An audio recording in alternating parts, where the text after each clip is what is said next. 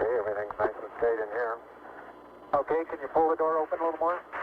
Right? Yeah. Okay. Did you get the mace down?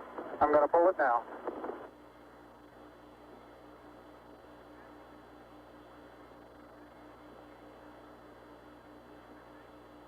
Houston, the Mesa came down. All right.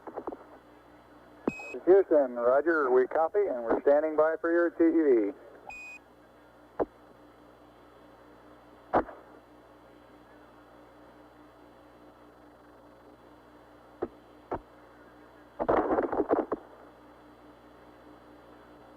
Houston, this is Neil, radio check.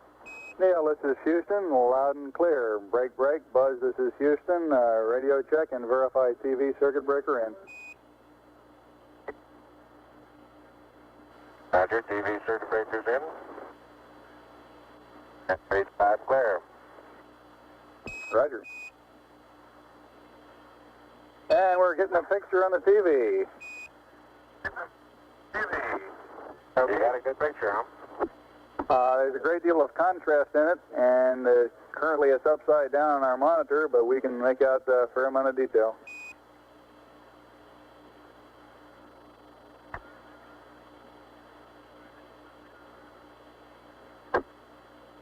Okay, would you verify the position, the opening I ought to have on the camera?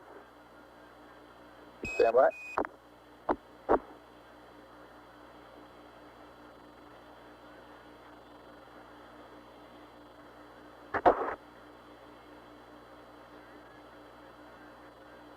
Okay, Neil, we can see you coming down the ladder now.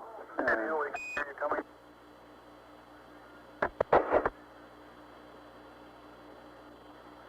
Okay, I just checked getting back up to that first step.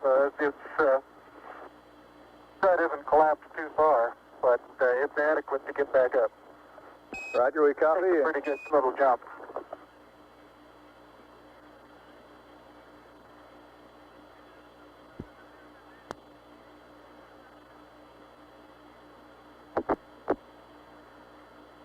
Buzz, this is Houston. F2, 1/160th second for shadow photography on the sequence camera. Okay. I'm at the foot of the ladder. The LEM footbeds are only depressed in the surface about 1 or 2 inches, although the surface appears to be very, very fine-grained as you get close to it. It's almost like a powder. Ground mass is very fine.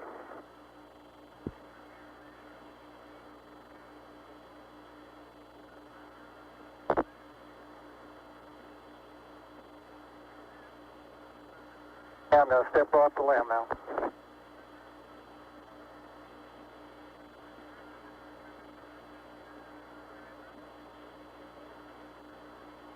That's one small step for man, one giant leap for mankind.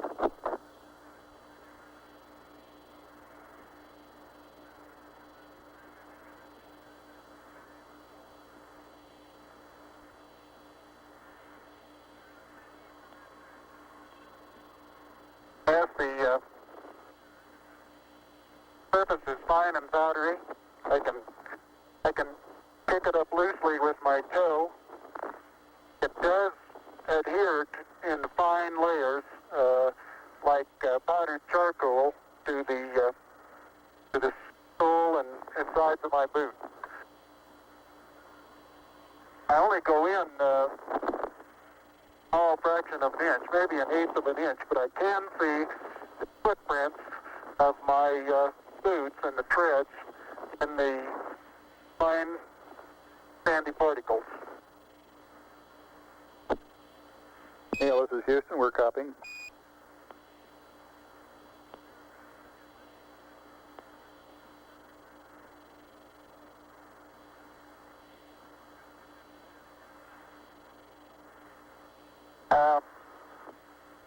There seems to be no difficulty in moving around as we suspected. It's even perhaps easier than the simulations of 16G that we performed in various simulations on the ground. Absolutely no trouble to walk around.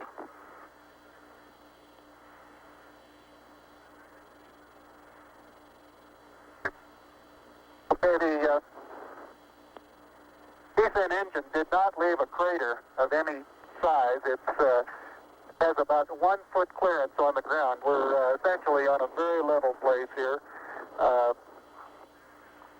I can see some evidence of rays emanating from the descent engine, but very insignificant amount.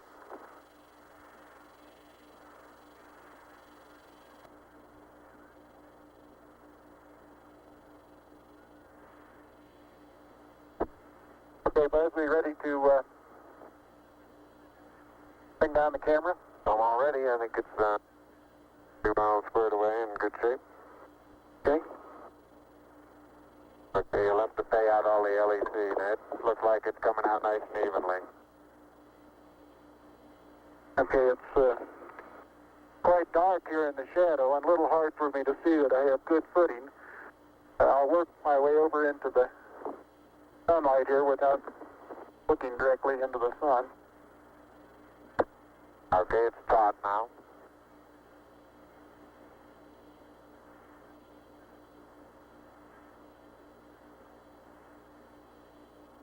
Unofficial time on the first step, 109.2420.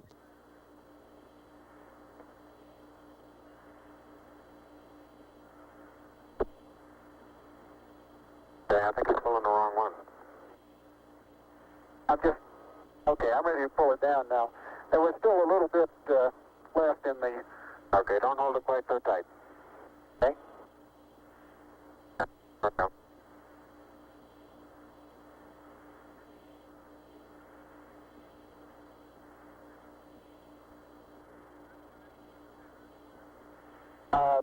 Looking up at the limb, I'm standing directly in the shadow now, looking up at Buzz in the windows.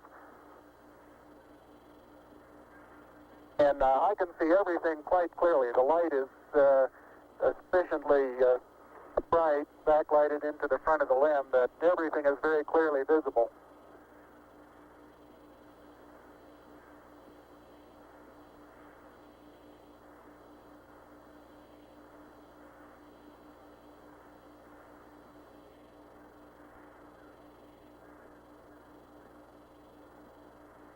Okay, I'm going to be changing the Okay.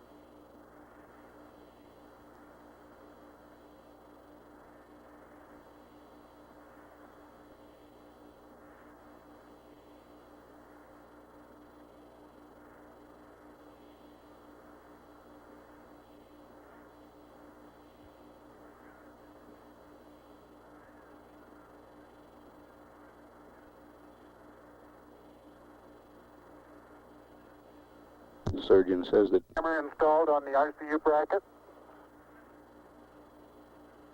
surgeon says the crew is doing well. Data is good, crew is doing well. And I'm still in the LEC on the secondary stud.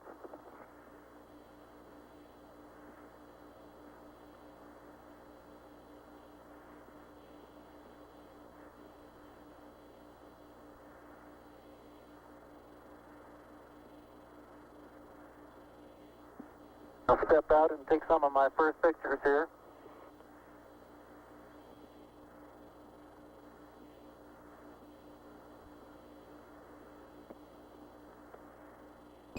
Roger, Neil, we're reading you loud and clear. Let's see, getting some pictures and the contingency sample.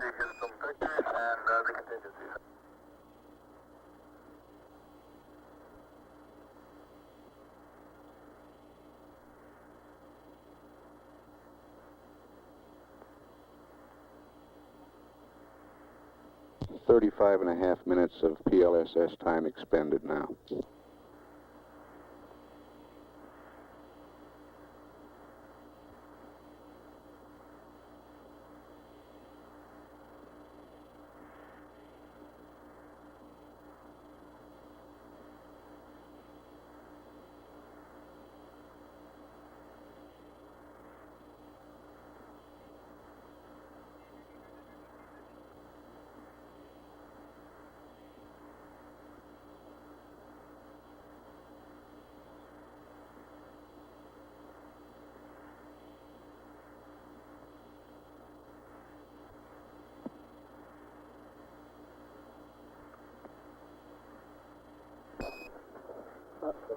Neil, this is Houston. Did you copy about the contingency sample? Over. All right, you're going to get to that just as soon as I finish these picture series.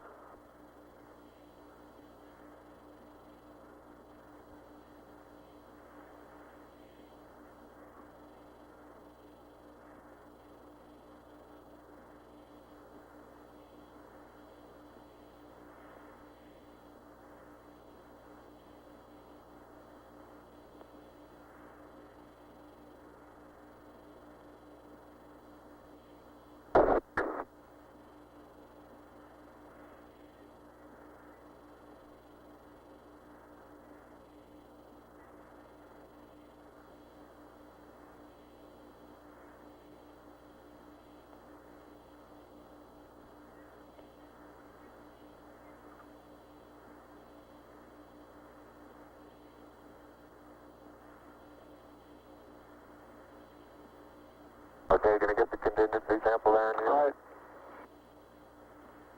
Okay, that's good.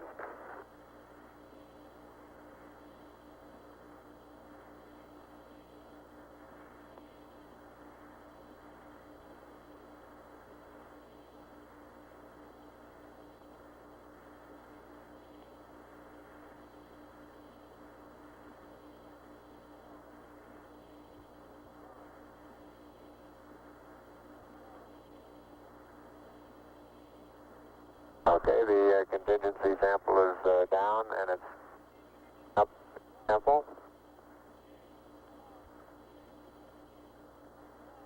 Like it's a little difficult to dig through the initial crust. Very interesting. It's a very soft surface, but here and there where I plug with the contingency sample collector, I run into very hard surface, but it appears to be very cohesive material of the same sort. I'll try to get a rock in here. Just a couple.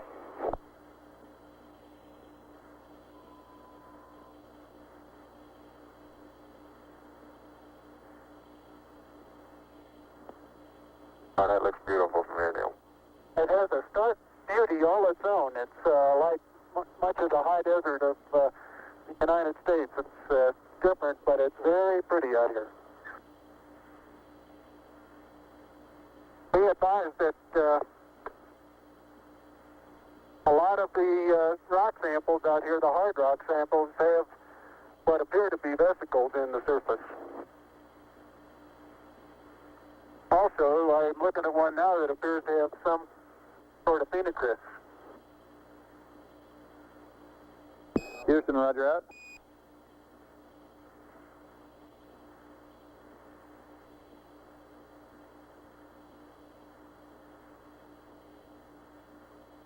Okay, the handle is off the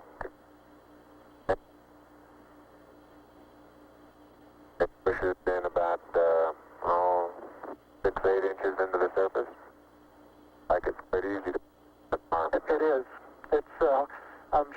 push it in farther, but it's hard for me to bend down farther than that. Didn't know you could throw so You far. can really throw things a long way up here.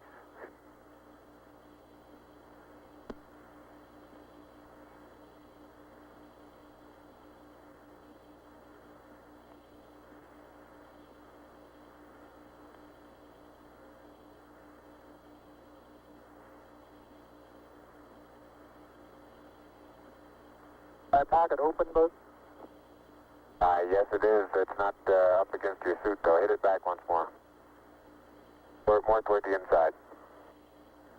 Okay, that's good.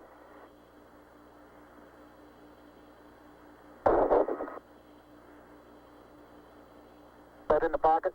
Yeah, push down. Got it? Now, it's not all the way in. Push it. There you go.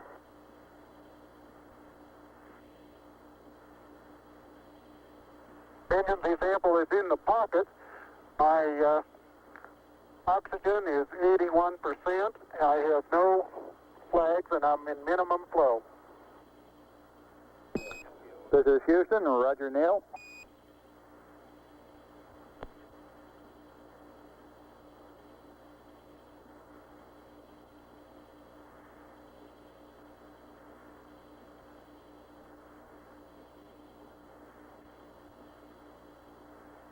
Okay, I got the camera going at 1 frame a second.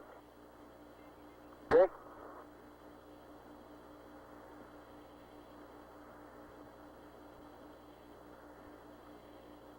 And I've got 80%, no flags. Good.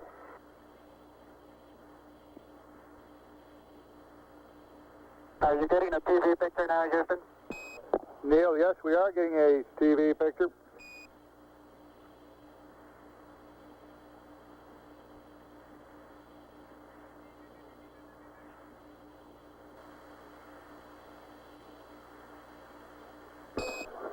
Neil, this is Houston. We're getting a picture. You're not in at the present time. We can see the bag on the LEC being moved by Buzz, though. Here you come into our field of view. Oh, sorry. Let me move that over the edge for you. Okay, ready for me to come out? Yeah, just stand by a second. I'll move this over the handrail.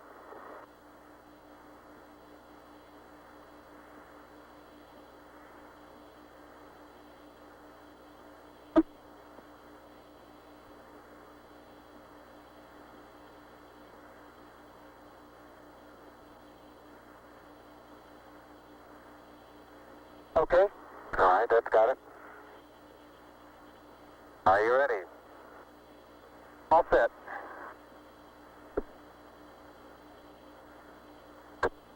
Okay, you saw what difficulties I was having. I'll try to watch your bliss from underneath here.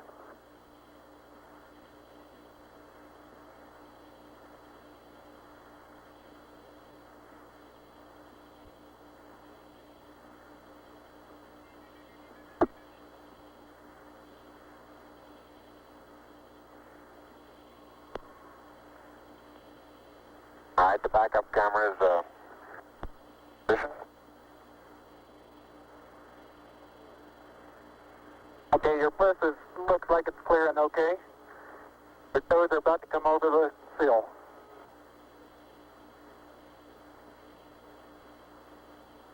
Okay, now drop your bliss down. There you go, you're clear. And laterally you're good. Got an inch clearance on top of your bliss. Okay, you need a little bit of arching of the back to come down. How far are my feet from the Okay, you're right at the edge of the porch. Okay. Back in from...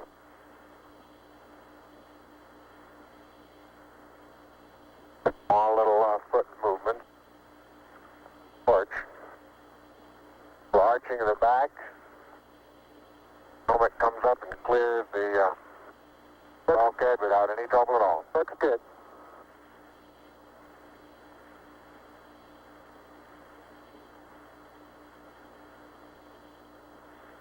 45 minutes PLSS time expended.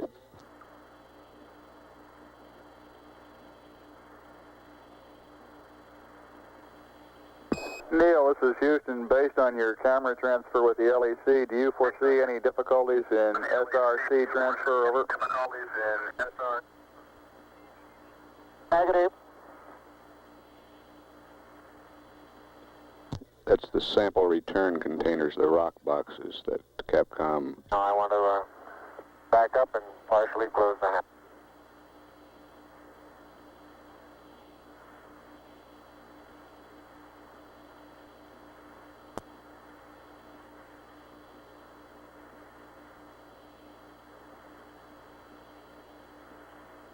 Making sure not to lock it on my way out. Particularly good thought. That's our home for the next couple hours. We want to take good care of it. Okay, I'm on the top step and I can look down over the RCU and landing gear pad. That's a very simple matter to hop down from one step to the next. Yes, I found it to be very comfortable, and walking is also very comfortable.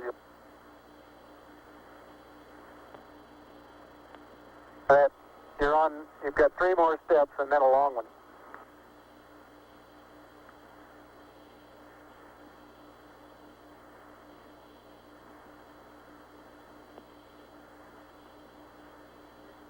Okay, I'm going to leave that 1 foot up there and both hands down about the 4th rung up. There you go. Okay, now I think I'll do the same.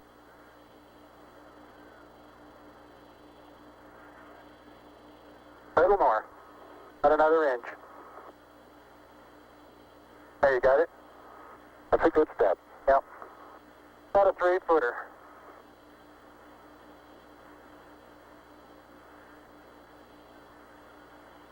Beautiful view. Isn't that something?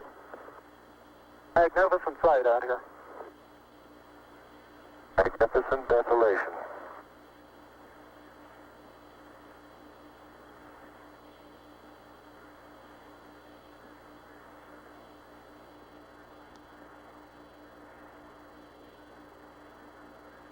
Both PLSS is nominal on consumables.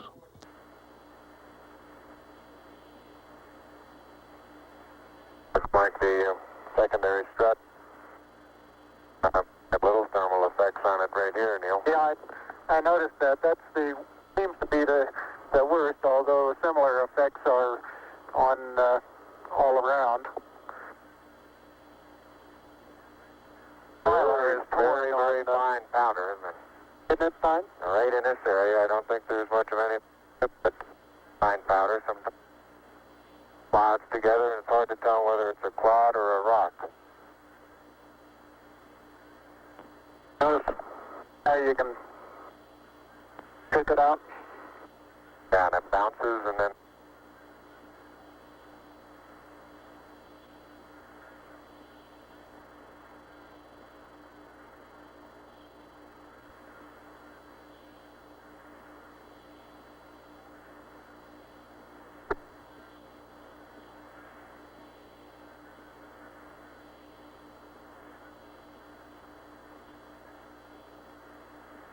reaching down, fairly easy. Got my suit 30 at this stage.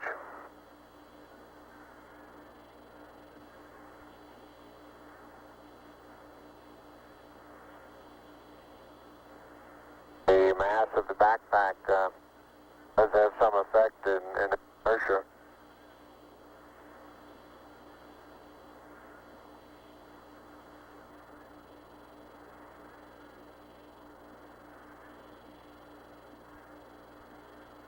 There's a slight tendency I can see now to backwards due to the soft, very soft texture. Oh, you're standing on a rock, big rock there now.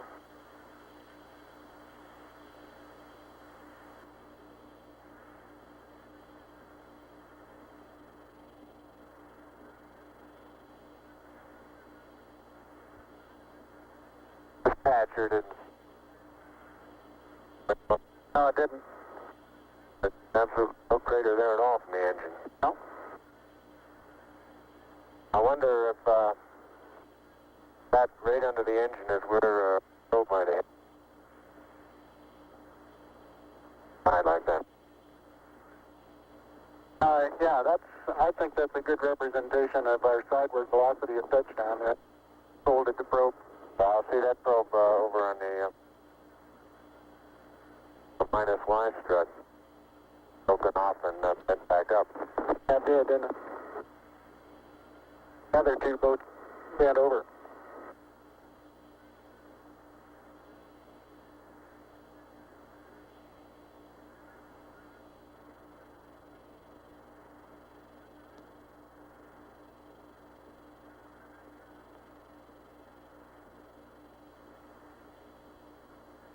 Can't say too much for the visibility right here without the visor up. Pretty dark. It looks like there's a surface of a flat rounded rock.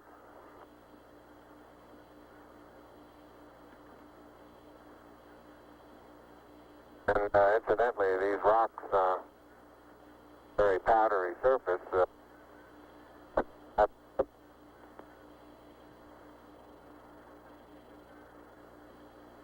Say again, please, Buzz. You're cutting out. And here's some... I say that the rocks are rather slippery. Roger. Very powdery surface. When it's on there, fill up all the very little fine porises. They'll tend to slide over it rather easily.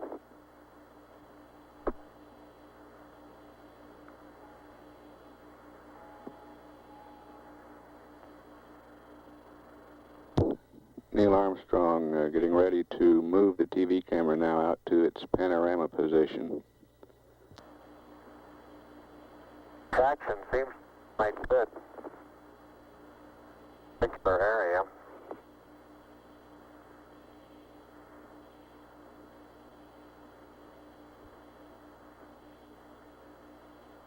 Start to lose my balance in one direction, and recovery is quite natural and very easy.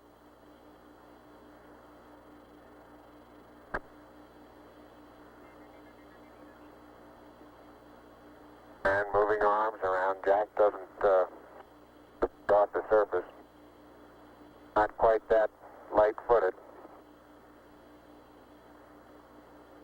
And I have the insulation off the Mesa now. The Mesa seems to be in good shape.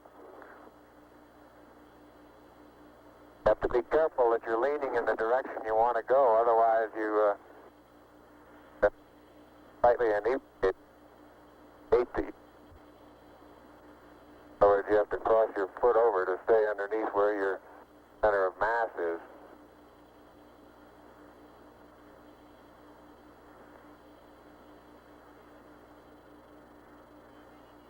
Hey Neil, didn't I say we might see some purple rocks? Find a purple rock? Yep.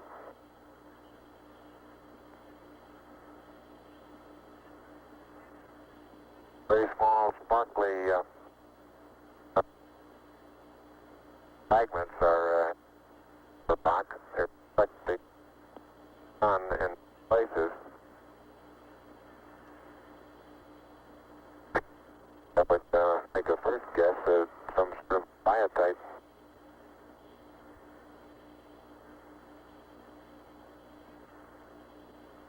We'll leave that to the further analysis.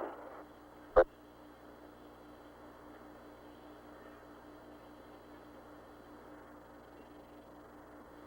soil compacts underneath. Completely no. You don't sink down more than a quarter of an inch.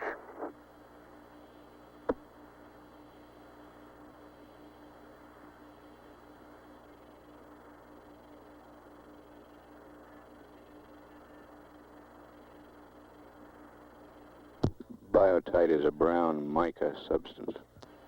Okay, Houston, I'm going to change lenses on you. Roger, Neil.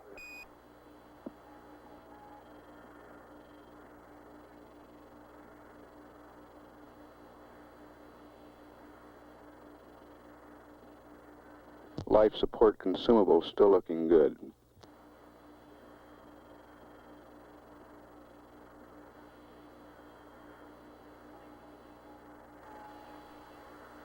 Okay, Houston, tell me, get a new picture. Neil, this is Houston. That's affirmative. We're getting a new picture. You can tell it's a longer focal length lens. And for your information, all LEM systems are go. Over. For your information, all LEM. I appreciate that. Thank you.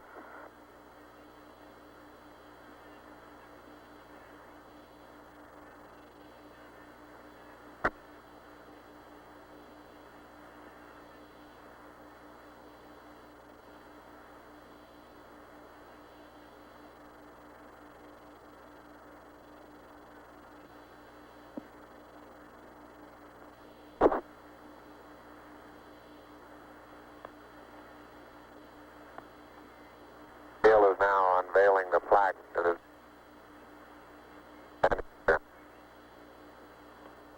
Roger, we got you four-sided, but back to one side. Four-sided.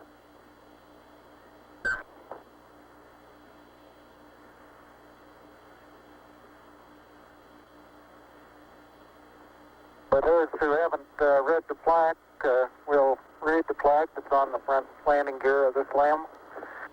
There's two hemispheres, one showing each of the two hemispheres of Earth.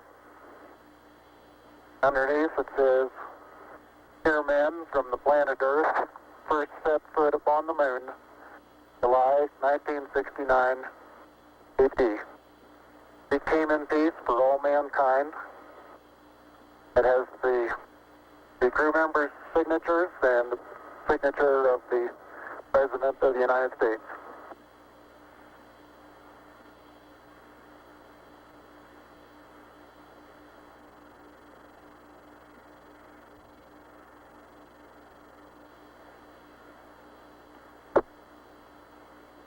Ready for the camera? I'll get it. No, you're taking TV on him. Touch the LEC there.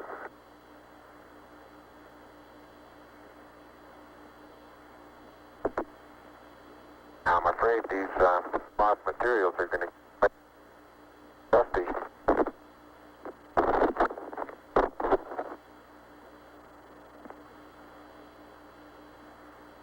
The surface material, powdery. I don't know how good your lens is, but if you can touches, like gloves.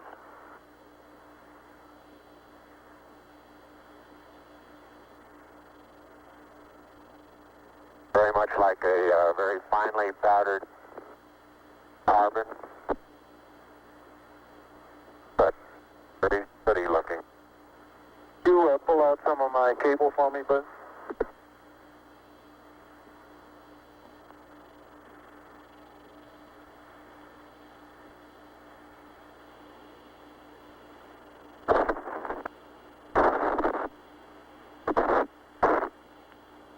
Houston, how close are you able to get things in focus?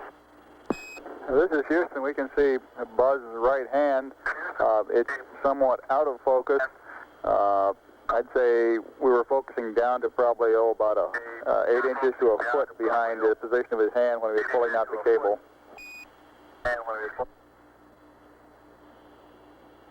Okay, how's the temperature looking there? Temperature of the camera is showing cold. I'm a little cool. I think I'll take.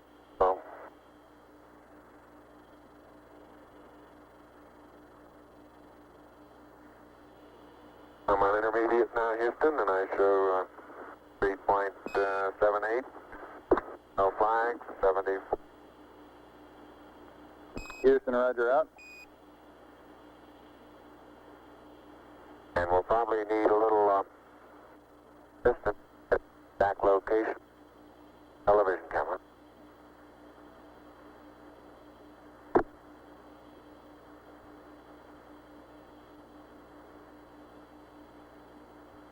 And Neil, look at the minus Y strut. Your direction of travel there. Traveling from right to left. Right. So this one over here underneath the methane engine where the probe first hit. Minus my probe first hit. I got plenty of cable. You got plenty more.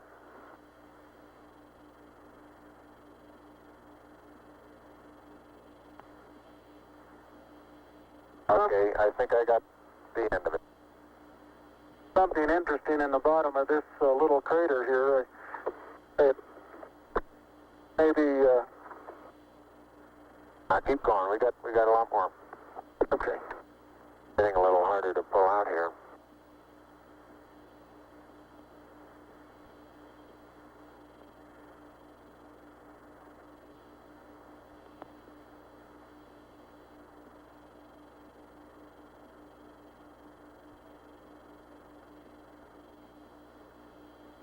If you stand on the ladder facing forward, the minus Y strut is the landing gear to your left. Say I am, Buzz. 40, 50 feet. Why don't you turn around and let them get a view from there and Okay. see what the field of view looks like. You're backing into the cable. Okay. Turn around to your right, be better. I don't want to go into the sun if I can avoid it. That's right, yeah. I just leave it. All right, let it Sit settle like there. that and walk around it.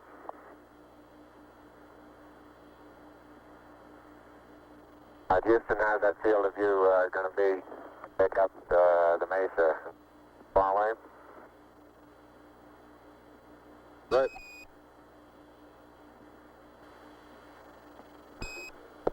Neil, this is Houston. The field of view is okay. We'd like you to aim it a little bit more to the right, over. Okay. Okay, that's all the cable we have. All the way out. I'll start working on the shoulder. A little bit too much to the right. Can you bring it back left about 4 or 5 degrees?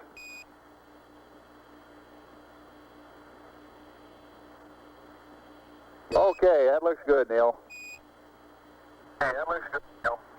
Okay, now, think I ought to be farther away or closer? Can't get too much further away. Let's try it like that for a while.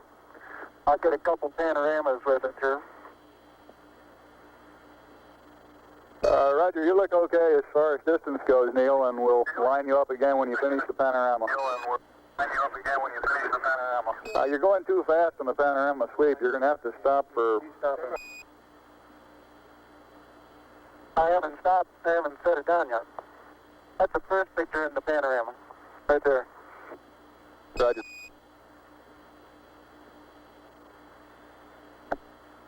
It's taken just about northeast. Tell me if you got a picture, Houston. Well, we've got a beautiful picture, Neil. Okay, I'm going to move it.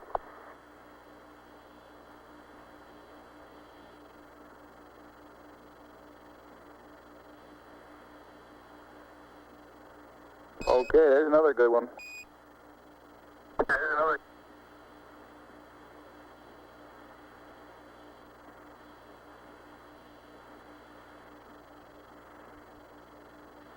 Okay, we've got that one.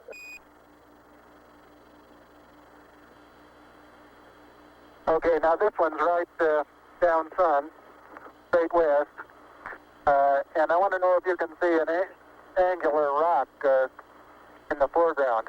Roger, we have a large angular rock in the foreground, and it looks like a much smaller rock a couple of inches to the left of it, over. Right, and then on beyond it about 10 feet is an even larger rock that's very rounded.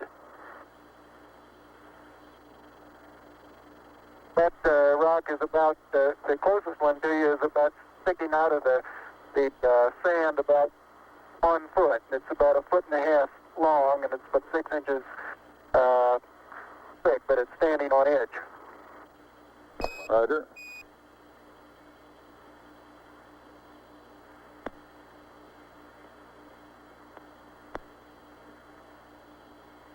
Okay, Neil, I've got the table out. The bag deployed.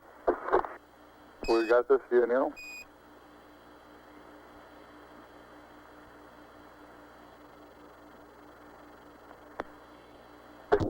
Straight south. Roger, and we see the shadow of the limb. In the hills, Roger, the little hill just beyond the shadow of the limb is a pair of elongate craters. Probably the pair together is 40 feet long and 20 feet across, and they're probably 6 feet deep. We'll probably get some more work in there later.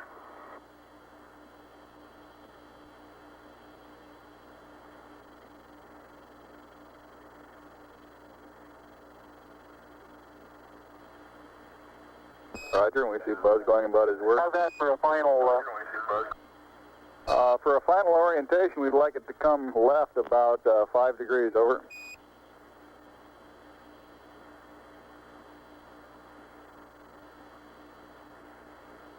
Back to the right about half as much. Okay.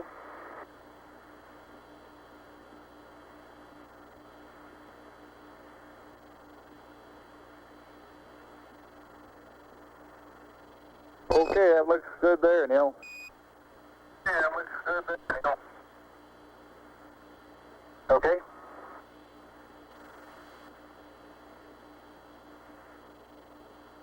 One hour, 7 minutes time expended.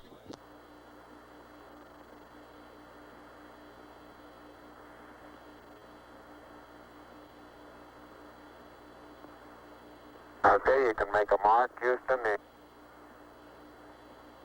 Roger, slow in.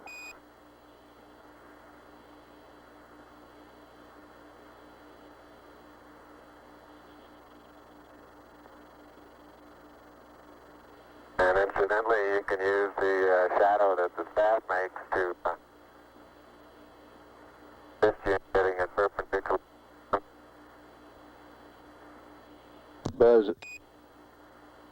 Buzz is erecting the solar wind experiment now.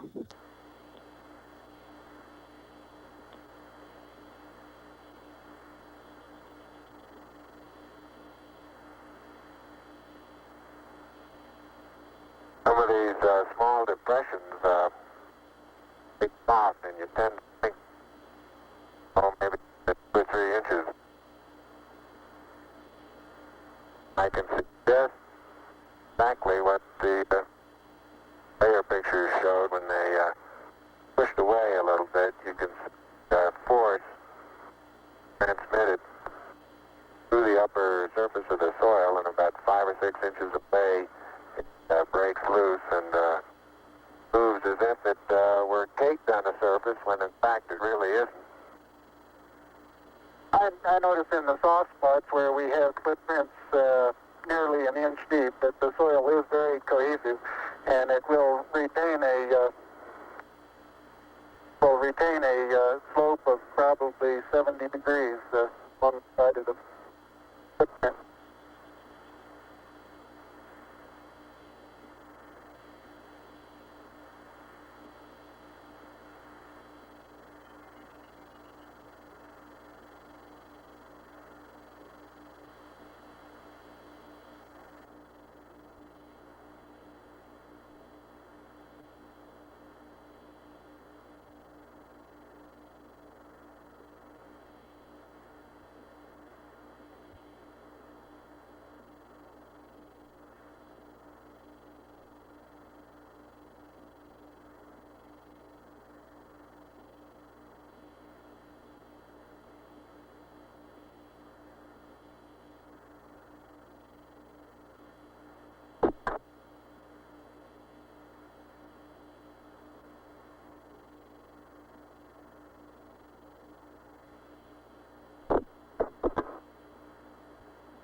All limb systems still looking good.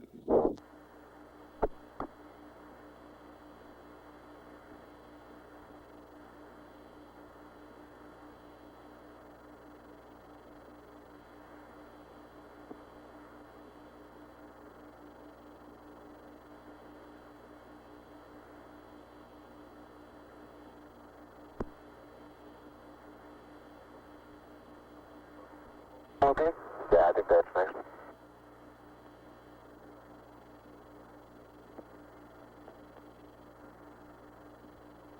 Dead end, come on.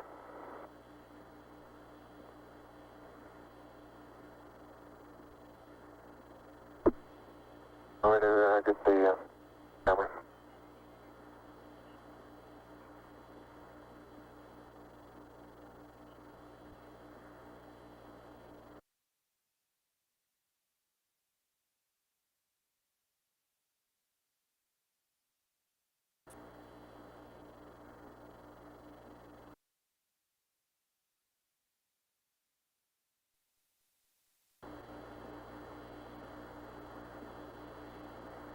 Head up to the rocker.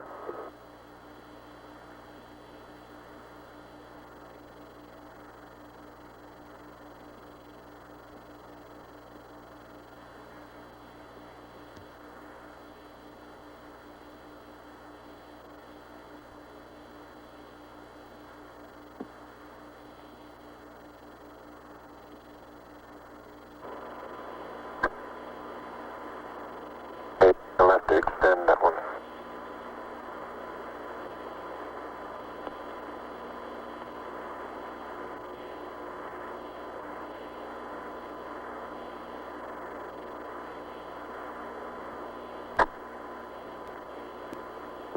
Columbia, Columbia, this is Houston, ALS, over. Houston, ALS, over.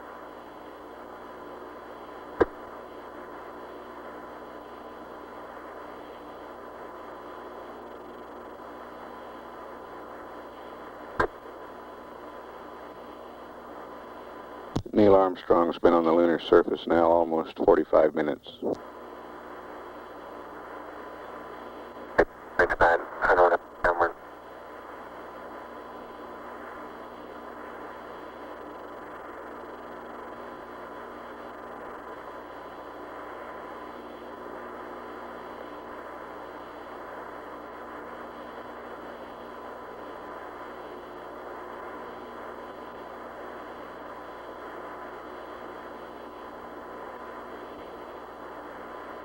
Houston, Columbia on the high gain, over. Columbia, this is Houston, reading you loud and clear, over. Yeah, this is Houston reading. Yeah, radio loud and clear. How's it going? Roger, the EVA is progressing beautifully. I believe they're setting up the flag now. Great. I guess you're about the only person around that doesn't have TV coverage of the scene. That's all right. I don't mind a bit.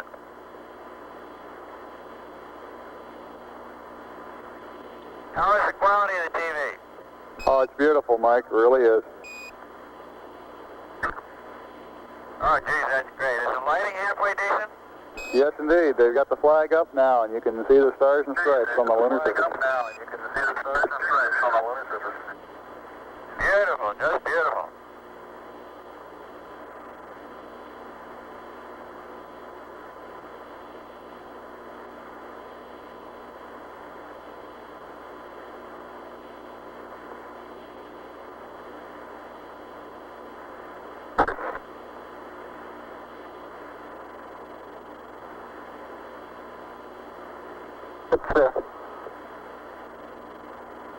See if you can pull that end off a little bit.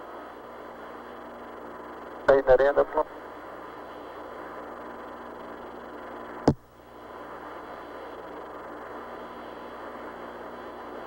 It won't go up.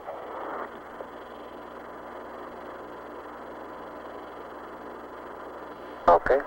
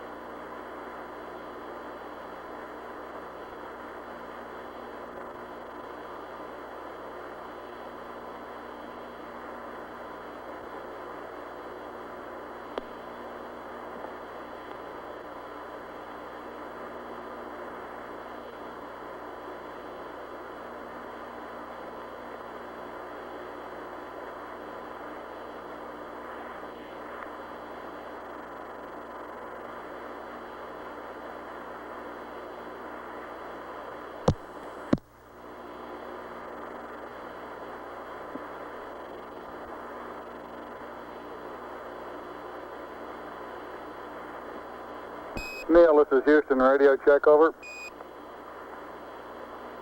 All right, you're Houston, loud and clear. Roger out. Loud and clear, Houston. Roger, Buzz.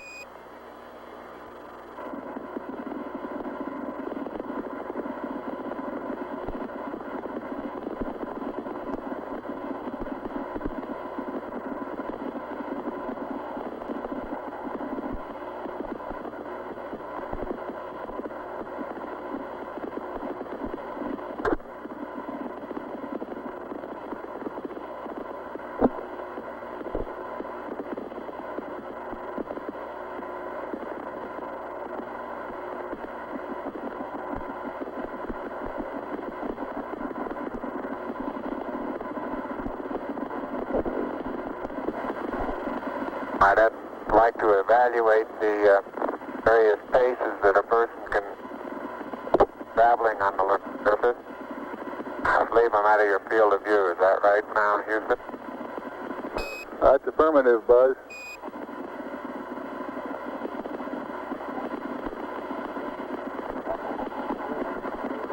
You're in our field of view now. You do have to be. All right, you do have to be rather careful to keep track of where your center of mass is. Sometimes it takes about 2 or 3 paces to make sure that you've got your feet underneath you.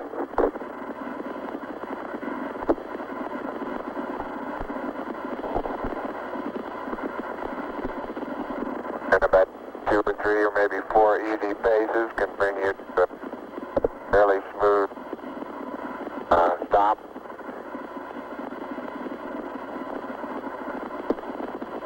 Direction.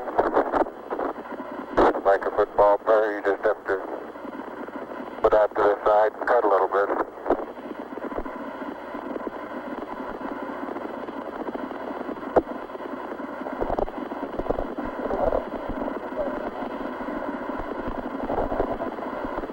So-called kangaroo hop does work, but it seems though your forward stability is not quite as good as it is in the conventional, more conventional one foot after another.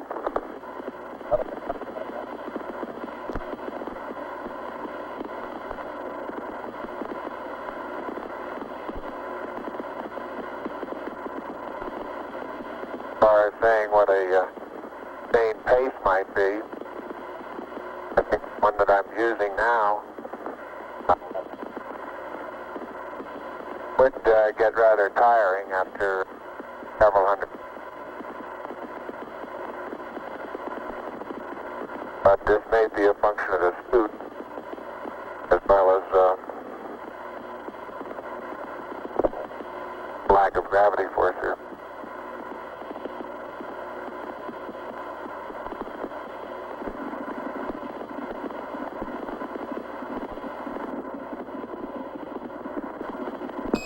Tranquility Base, this is Houston. Could we get both of you on the camera for a minute, please?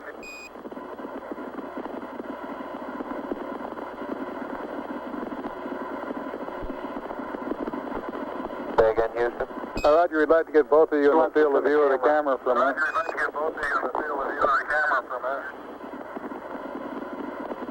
Neil and Buzz, the President of the United States is in his office now and would like to say a few words to you, over.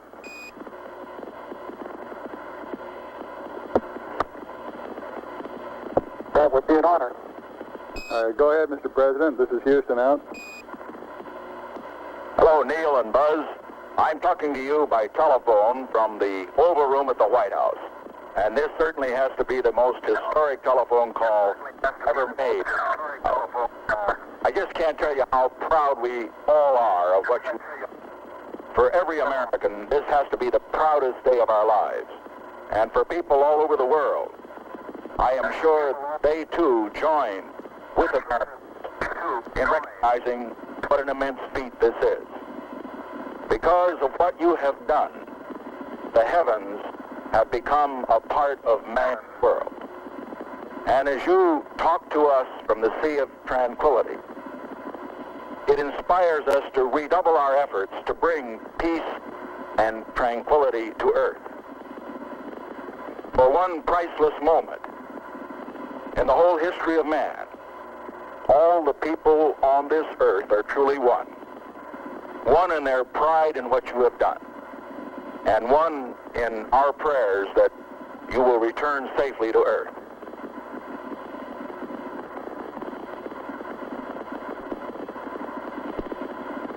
Thank you, Mr. President.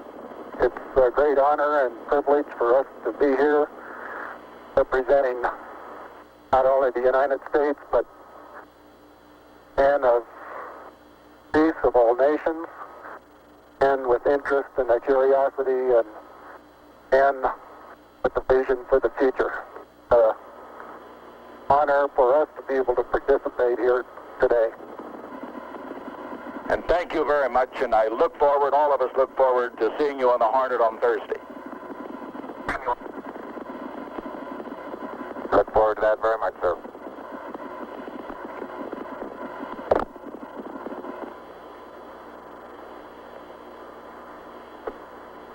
Columbia, Columbia, this is Houston, over. Loud and clear, Houston. Roger, I've got a P-22 auto optics pad for you.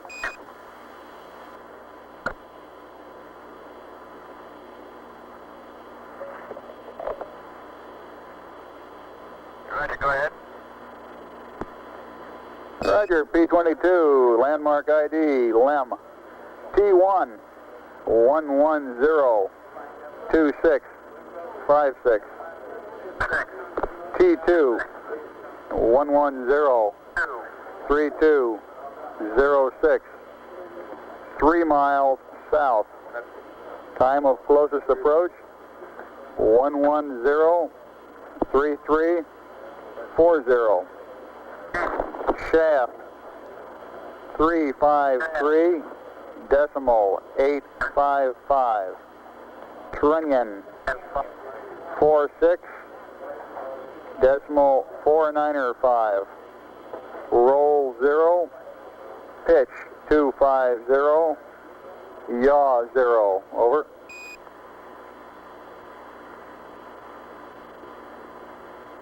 Roger, thank you. Read back now required. Roger, out.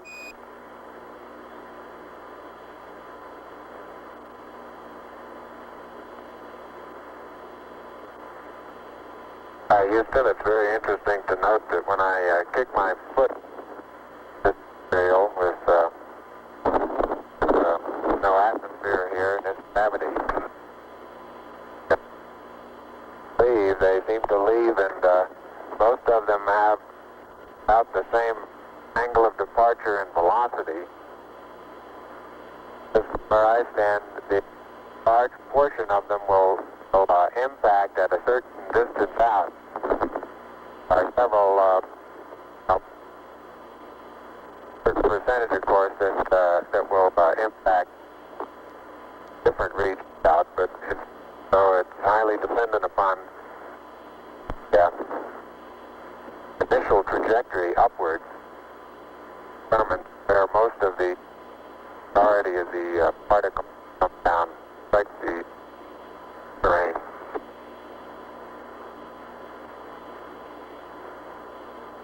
Roger, Buzz, and break, Columbia, this is Houston. When you track out of high gain antenna limits, request Omni Delta, over. Oh, man. I've noticed several times in going from the sunlight into the shadow that just as I go in, I catch an additional reflection off the LEM, along with the reflection off my face onto the visor, makes visibility very poor just at the transition sunlight into the shadow.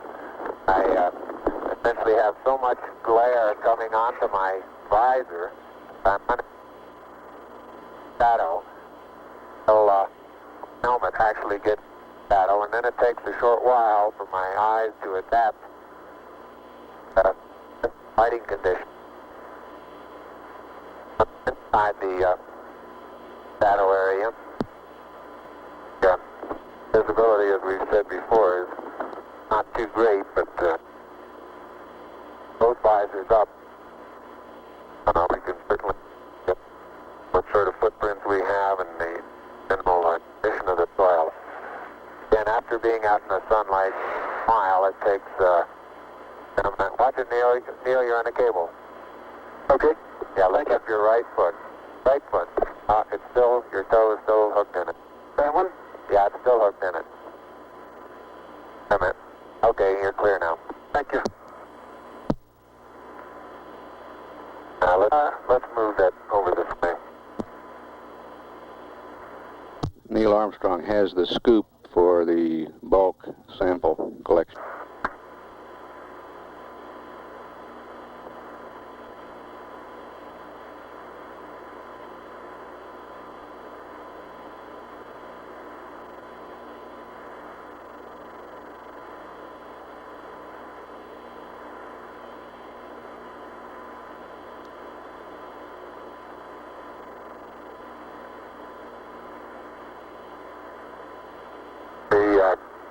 The boot color of my boots have completely disappeared now into this small. Still don't know exactly what color to describe this other than grayish cocoa color. Seems to be covering most of the wider part of the boot. Color that had very fine particles.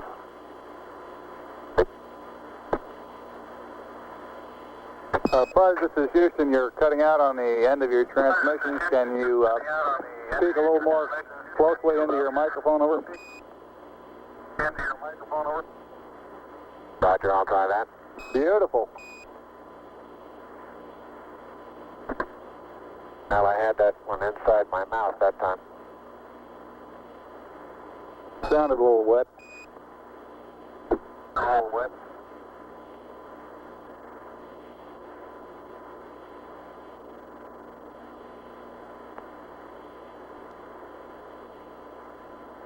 Neil's been on the surface an hour now.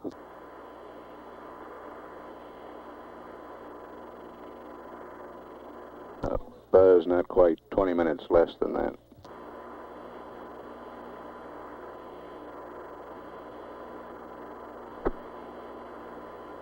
In general, time spent in the shadow doesn't seem to have any thermal effects that we feel inside the suit. There is a difference, of course, in the coming radiation and the helmet, so I think there's a tendency to feel a little cooler in the shadow than we feel out in the sun.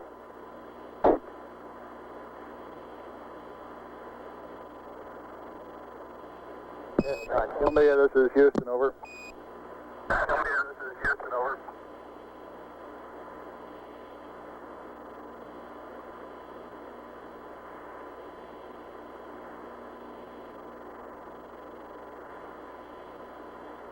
One hour and a half expended on the PLSSs now.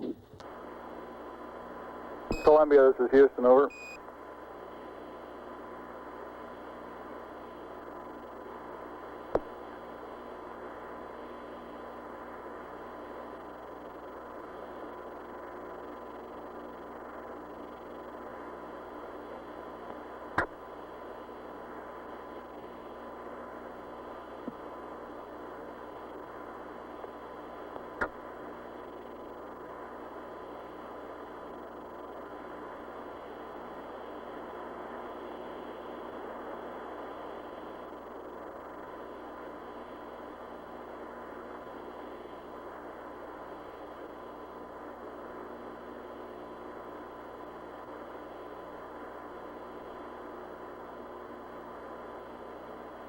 Columbia, this is Houston, over.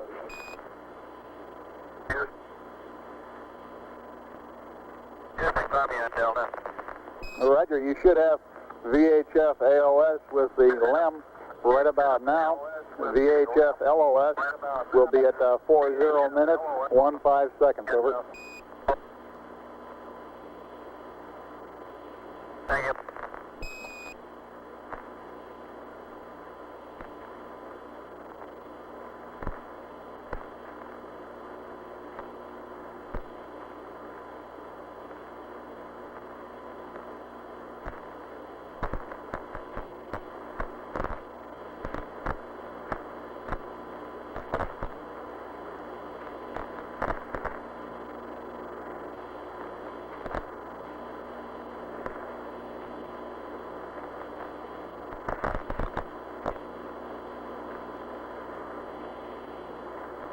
Heart rates on both crewmen averaging between 90 and 100. Flight surgeon reports they're right on the predicted number of the BTU units expended in energy of work. And he thinks they're in great shape. If I look around the area, the contrast in general is comes about completely by virtue of the shadows. Almost deep. Looking down sun, zero phase, very light colored gray, light gray colored, like the halo around my own shadow, around the shadow of my helmet. Then as I look off cross sun, the contrast becomes strongest in that the surrounding color is still fairly light. As you look down into the sun, but a larger amount of shadowed areas looking toward us. The general color of the surrounding is darker than cross sun. Contrast is not as great. Surveying all the dusty area that we've picked up, considerably darker in texture. Now, has picked up once. I imagine that this has been out by certain impacts that we've that's a distinct surveyor. The same is true if I survey cross sun along the area that we're walking.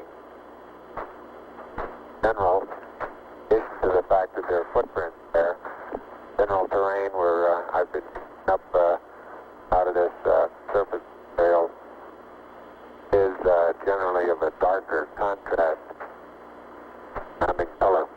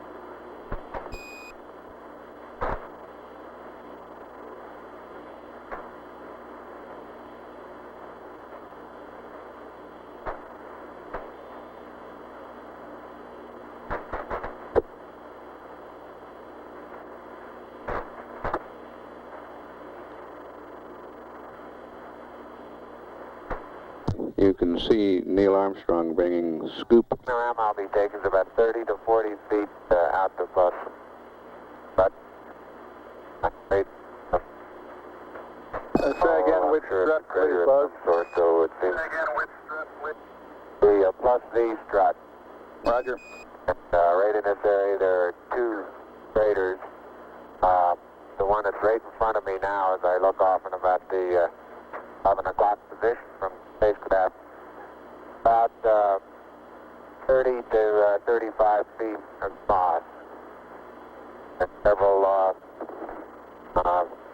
and boulders 6, 8 inches across, different sizes.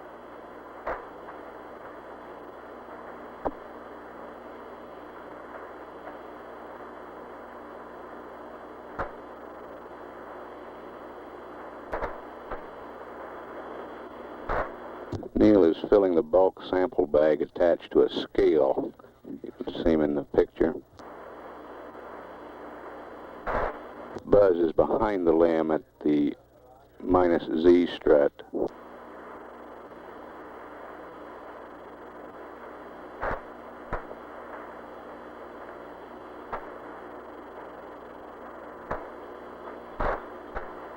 That's the landing gear directly opposite the ladder.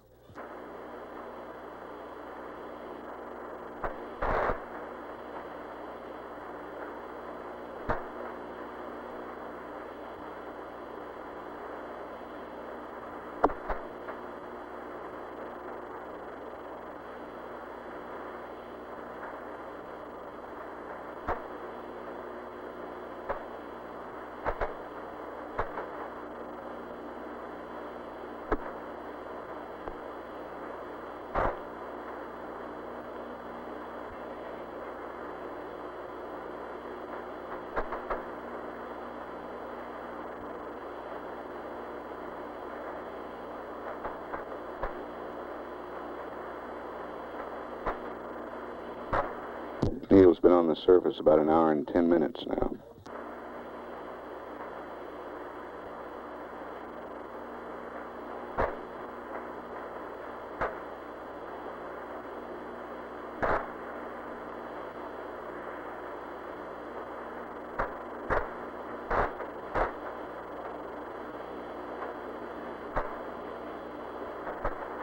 I'm now in the area of the minus Y strut.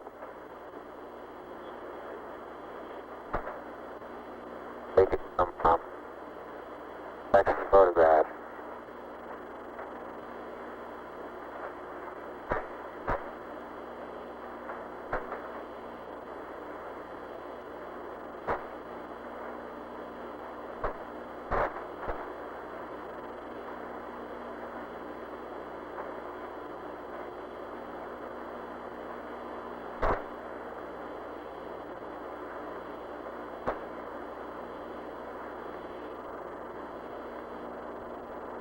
Buzz is making his way around the LAM, photographing it from various angles, looking at its condition on all sides.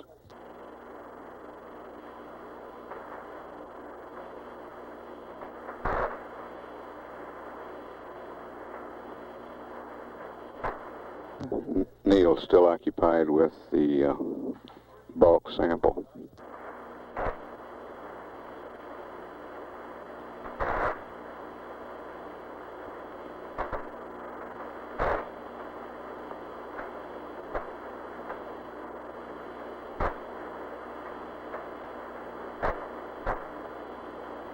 One hour, 40 minutes time expended on the PLSSs now.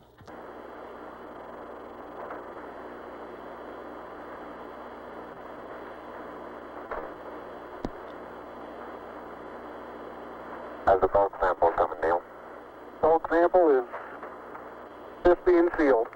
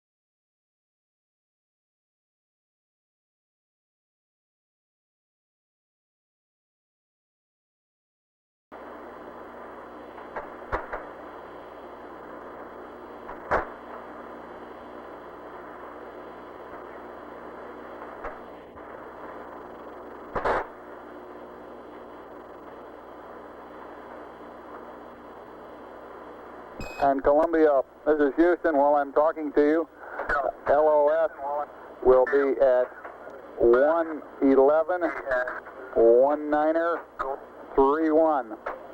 ALS 112 0543. Over.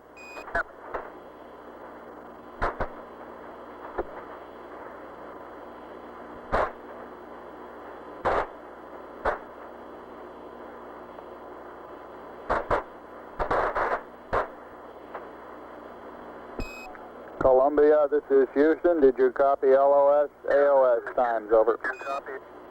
AOS. Negative, Houston. You're broken. Disregard. I cut them off the flight plan. Roger, out.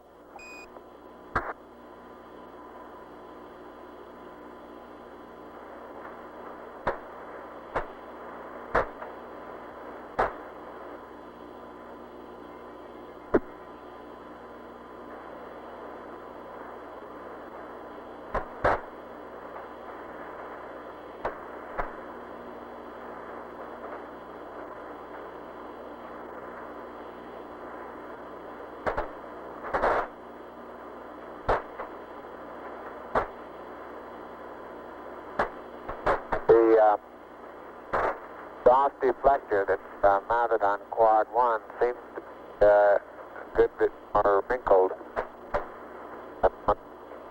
right now on quad 4. You're breaking up again, Buzz. Breaking up again, Buzz. I say the jet deflector that's mounted on quad 4 seems to be, the surface of it seems to be more wrinkled than the one that's on quad 1. Generally, underneath part of the lem seems to have stood up quite well to the, we'll get some pictures in the half part of the lem that illuminate the thermal effects much better than we could get them up here in the front. Roger, out. I want to get some particular photographs of the bulk sample area, Neil. Okay.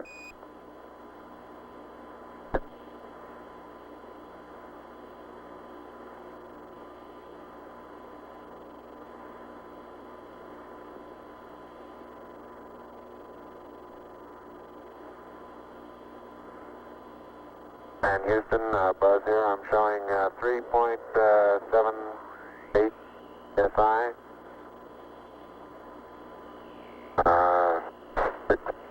3%, no flags. Adequate. Light warming fingered.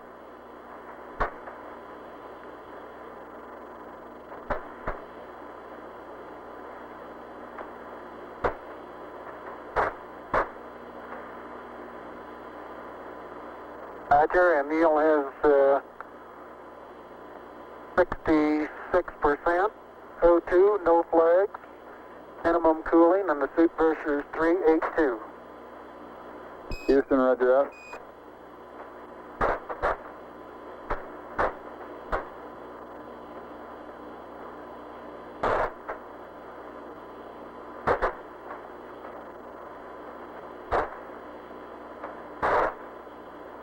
Neil has finished collecting and packing the bulk sample.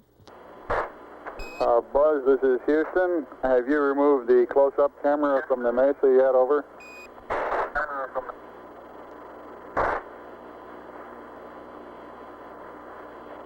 Negative, thank you.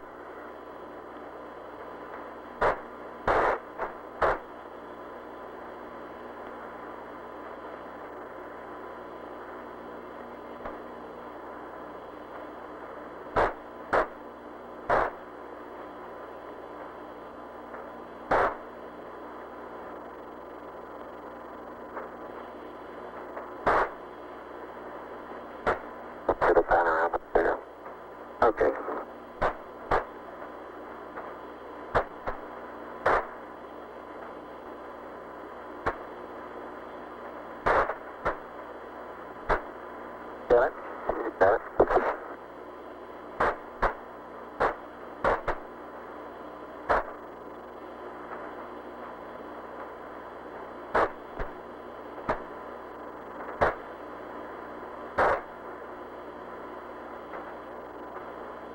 Houston, how does our timeline appear to be going? Roger, it looks like you're about a half hour slow on it. We're working on consumables, over. All right.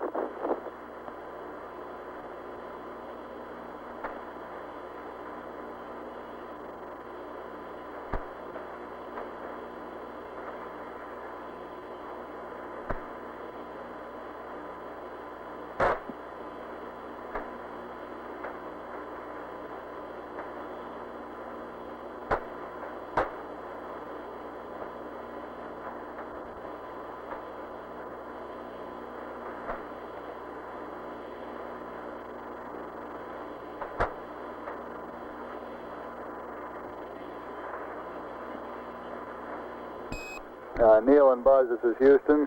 To clarify my last, your consumables are in good shape at this time. The 30-minute reference was with respect to the nominal timeline, over. Roger, I understand that.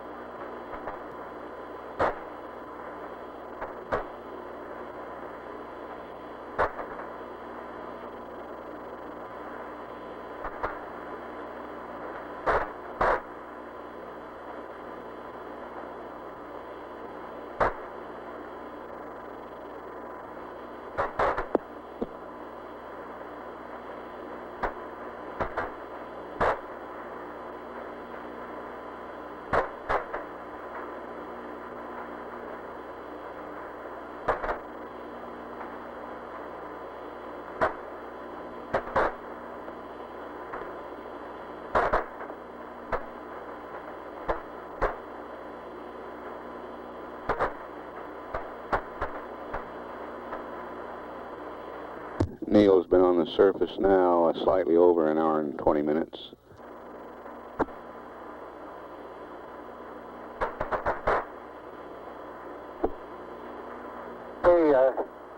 Don't note any abnormalities in the limb. Quads seem to be in good shape. The primary and secondary struts are in good shape. Antennas are all in place. There's no evidence of problem underneath the limb due to either the engine exhaust or drainage of any kind.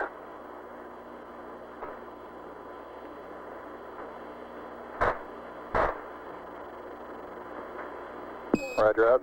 It's very surprising, very surprising lack of penetration of all four of the foot pads. I'd say if we were to try and determine just how far below the surface they would have penetrated, you'd measure in 2 or 3 inches, wouldn't you say, Neil? At the most, yeah. That fly strut there is probably even less than that.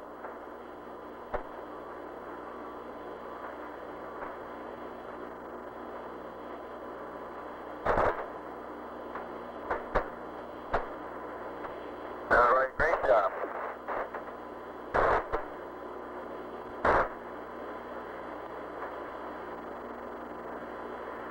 I get a picture of the bus-wide strut taken from here, the descent stage, and I think we'll be able to see a little bit better what the ripple effects are.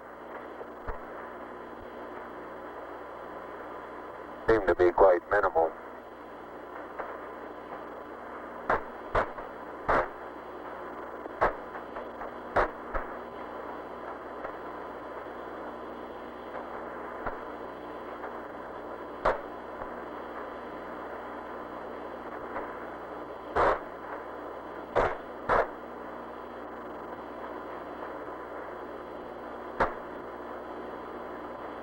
picture taken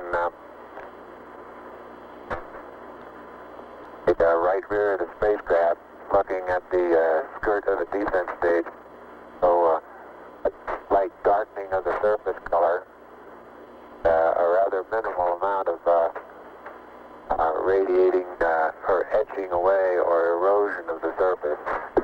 And now on descent, both of us remarked that we could see a large amount of very fine dust particles moving out.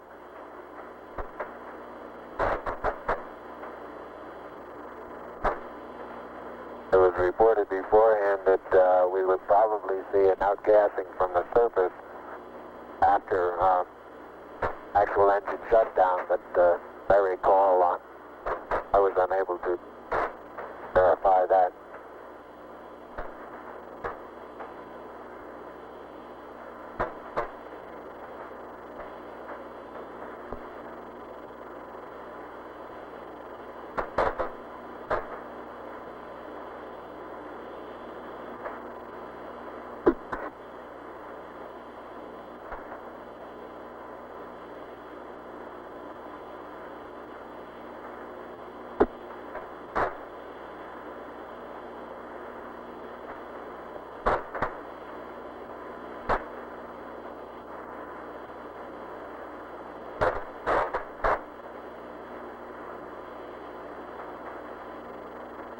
Just too big an angle, Neil.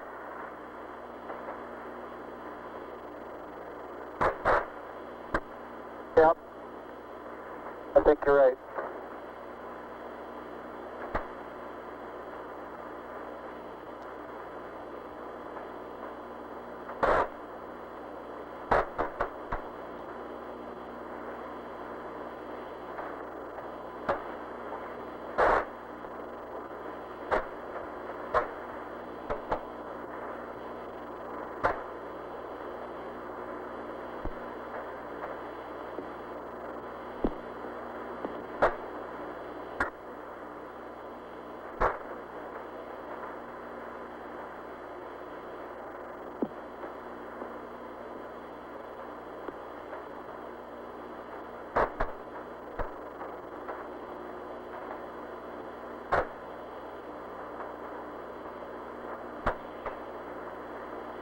Go back at the minus V strut now. Stereo pair we're taking to the bed will take very little force of impact that we actually had.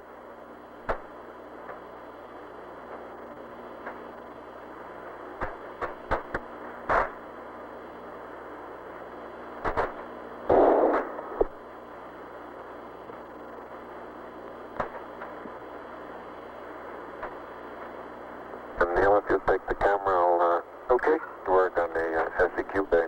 Okay. Columbia, Columbia, this is Houston. I noticed that. Columbia, this is Houston. Go ahead, bud. Okay. Taking some close-up pictures of that, Ron.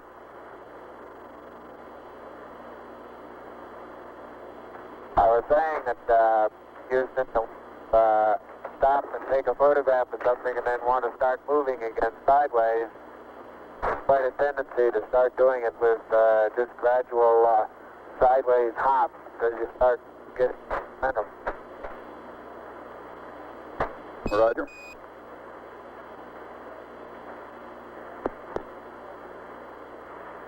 Can you see us underneath the slam over at the SEQ bay, Houston? Yes, indeed, Buzz. We can see your feet sticking out underneath the structure of the LEM descent stage. Okay, I'm just on the other side of the... Now we can see you through the structure of the minus Z secondary strut.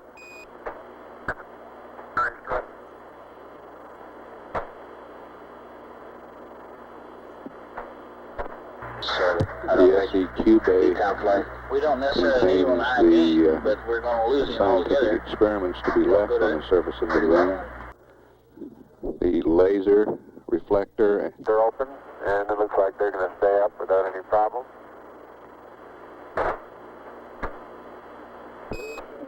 Columbia, Columbia, this is Houston. We're about to lose you on the Omnis. Request high gain antenna. React mode. Pitch 20. Yaw 135. Over. It's 175, flight. Gonna pick an area, Neil. Make that yaw 175. Columbia, yaw 175 on the high gain. Cornelius locked up on the high gain, Houston. Roger out. Sergeant, full flight. Go flight. How you doing? Good, real fine. They're still working below the predicted curve now. EMU flight. Go ahead, flight. How you doing? We're getting an update here in a minute. I'll get it to you in a second. All right.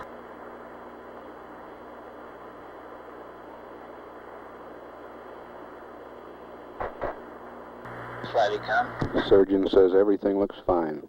Go ahead. Once again, our mixing valve has worked very nominal. Roger. You might tell Columbia that, Capcom. Stand. Okay.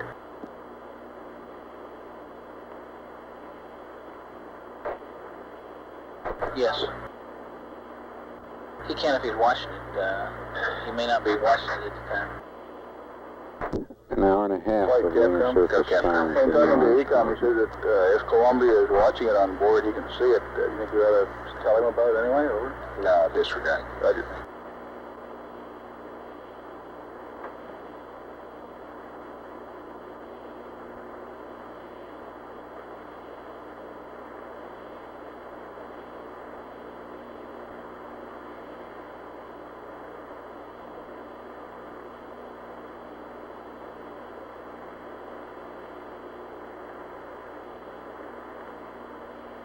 Houston, the passive seismometer has been deployed manually. Roger.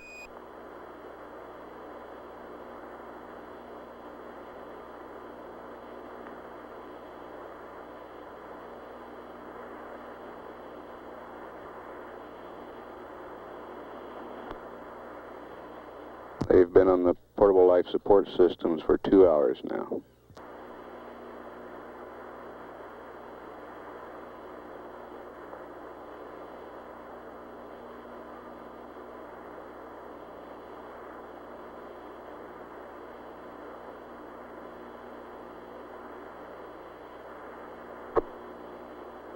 And the manual deployment of the LR cubed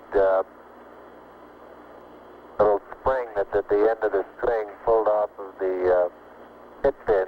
Now, however, I was able to reach up and get hold of the pit fin and pull it loose. So it'll be deployed manually also. Roger.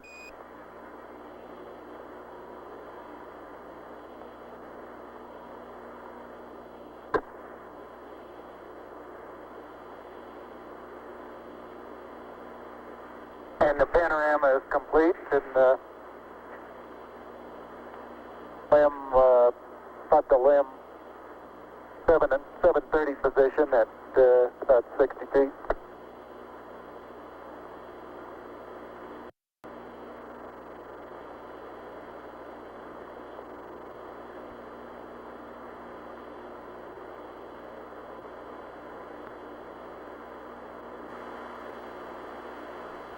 That's Neil Armstrong to the left of the screen. By that. Doors are closed and locked. Roger.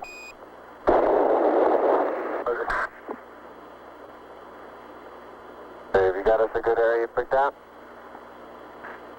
Yeah, I think right out on that rise out there is probably as good as any.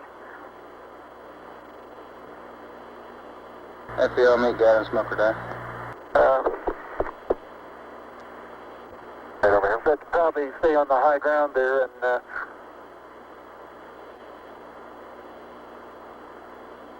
Much at the edge of that crater is yeah, rather that's real soft. soft there, isn't it? Got a couple of close-ups on these quite rounded, large boulders.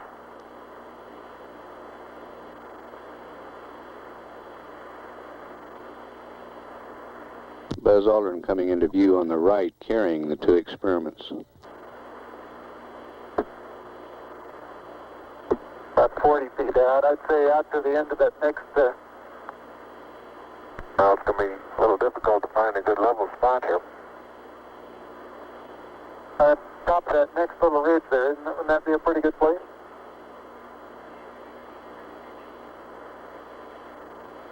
Okay, how about I put the LR cube right about here? All right. And, I'm going to have to get on the other side of this rock here.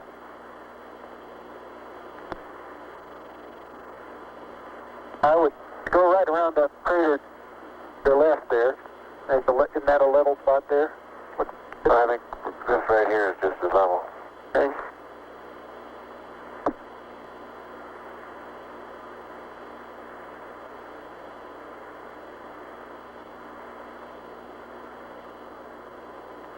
And they will be out of the camera's field of view while setting up these experiments.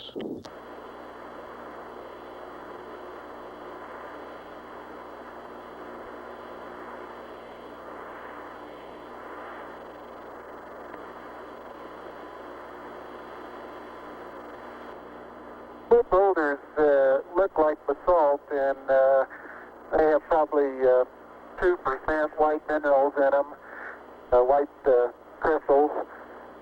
And the thing that I reported as vesicular before, I don't believe I believe that anymore. I think it's small craters.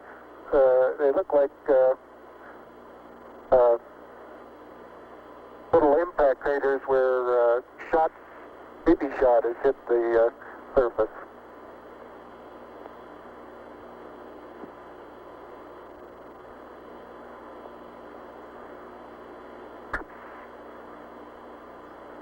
EMU flight.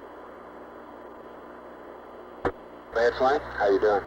Okay, it looks like we recovered a little bit. We've got about 15 minutes, and for the extension should be on the 240.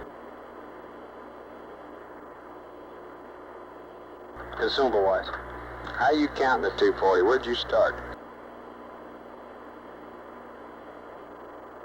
The clock up. Are you on the clock up front? Roger.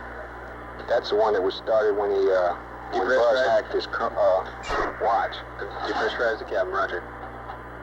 We just keep slipping the activities back and projecting our profiles. And the current rate right now is around 15 minutes beyond 240.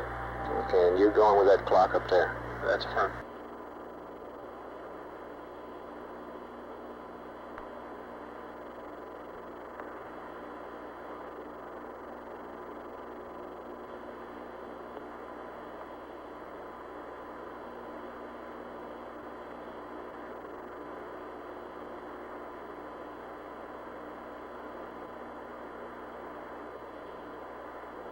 FBO, meet guy and smoker deck.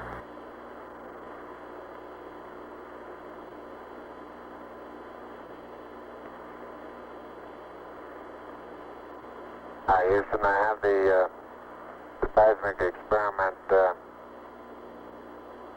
flipped over now, and I'm aligning it with the sun. I'm having a little bit of difficulty getting the beef still in the center. Wants to move around and around on the outside. Find any spot, any hole. You're cutting out again, Buzz.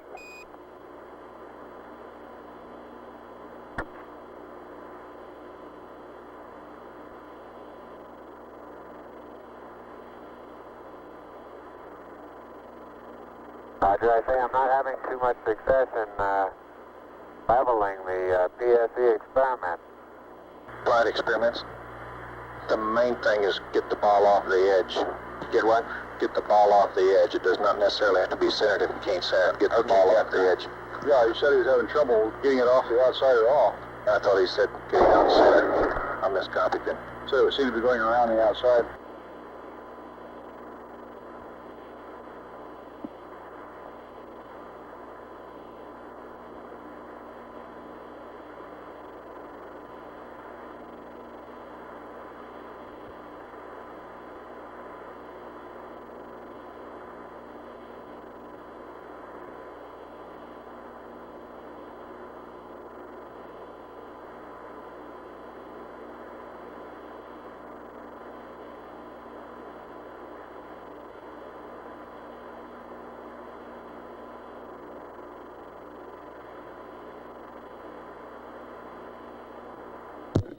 The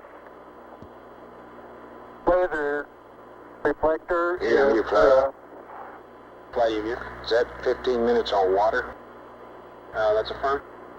installed and the bubble level. That was based on the last update we had. The We're still alignment looking to appears to be good. Roger. Neil, this is Houston. Roger out. Hey, you want to take a look at this BB, see what you make out of it?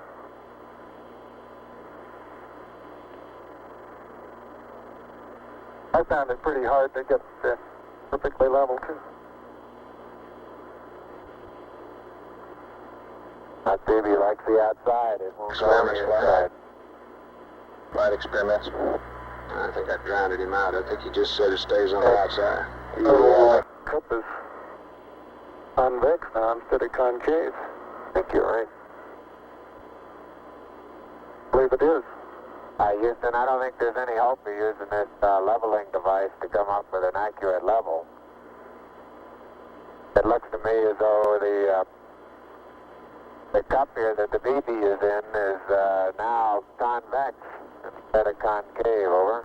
Let's have him not to fight it too long a flight. Let's best we can forget it.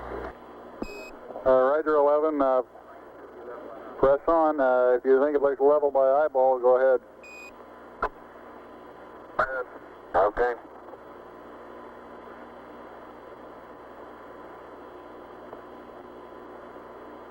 Surgeon from flight. The bubble they're Flight, they discussing look okay to is you? on a leveling Here's device predicted. on the Okay. passive seismometer.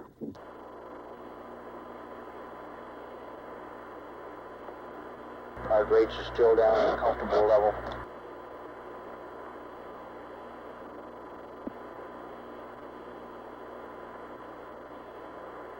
One going, huh? Okay, Capcom FAO flight surgeon and EMU on the loop. Okay, it looks like we can stand about another 15 minutes based on water. Surgeon says they're doing okay. There you go. Seems to me we ought to tell them that we're good for an extra 15 minutes and we'll give Buzz a mark at minus 10 when to start in. Okay? Do you agree? That's fine. Flight EMU, go. The number looks a little better than that here. Houston, the 15 should have. facing the PSE, the right Surgeon, you hand agree? solar array deployed automatically. The left hand had to manually. And FAO, Training how now. far are we away from that 10-minute mark based on that? Hey, we have 208 plus 15, 223.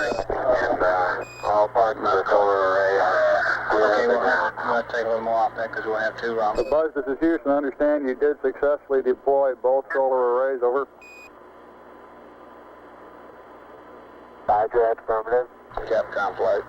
Red flight for Neil, based on consumables, and And there isn't any way of telling whether that's lined up. we can give him another Okay, 15 so maybe minutes I can and get still down give here. a minus 10-minute mark for Buzz to start termination, if he concurs.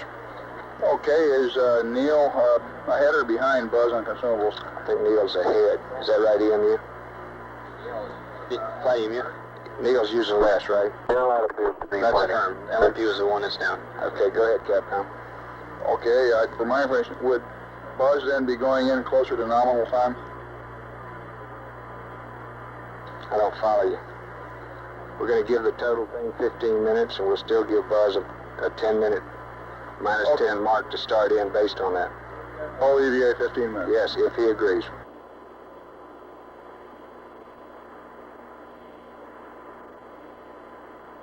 Neil, this is Houston, over.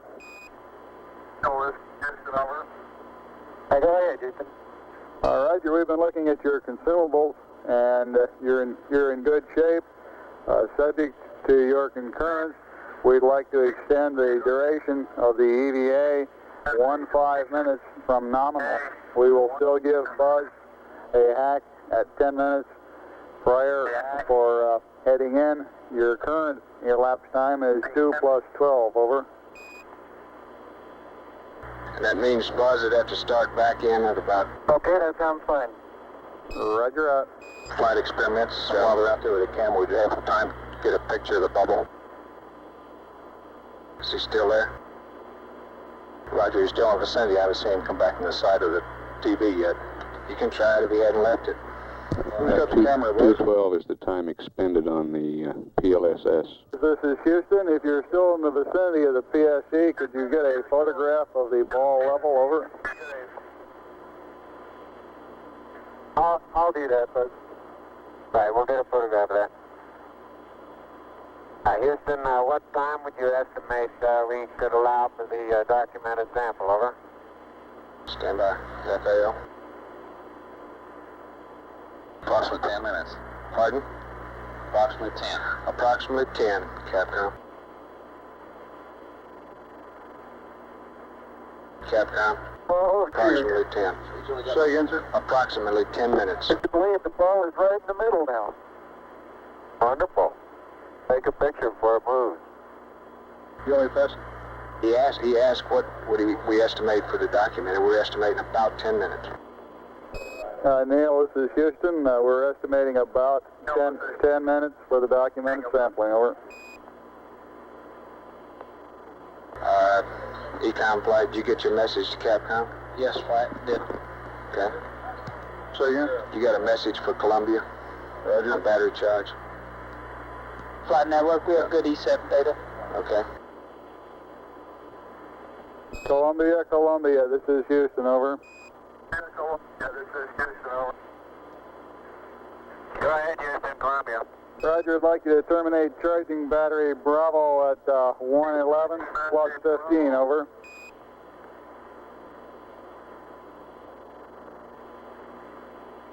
How about right now? Roger.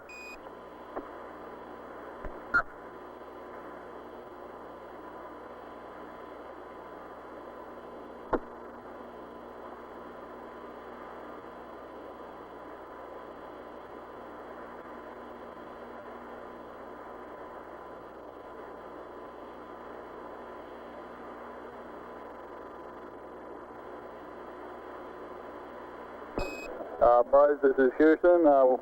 You've got about 10 minutes left now prior to commencing your EVA termination activities. Over. Termination activities, over. Roger, I understand.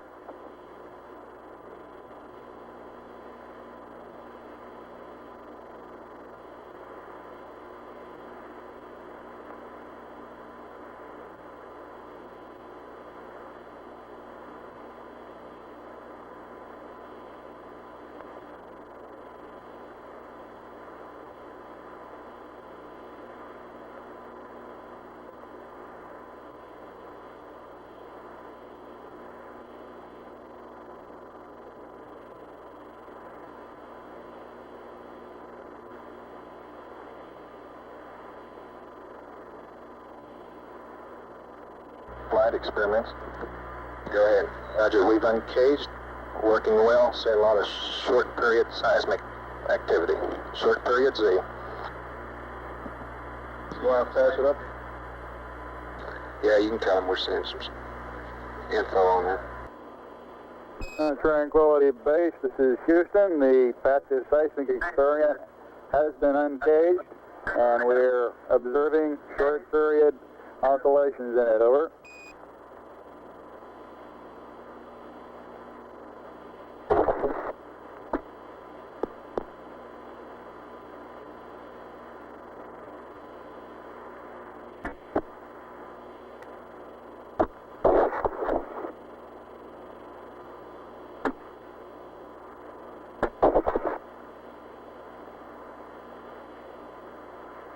Flight EVA, go. Neil Armstrong is 226 on at the the surface bottom now, line. about an hour and 50 Okay, minutes. so we got to start him in now. He's got 9 minutes. Okay, we're supposed to give him 10 minutes prior to the bottom of the ladder, right? Yeah. Hey, we gave him a 10-minute. Okay. Yeah, but he can utilize that 10 minutes as long as it's at the bottom of the ladder. Yeah, he understands that, right? Okay, yeah, sure.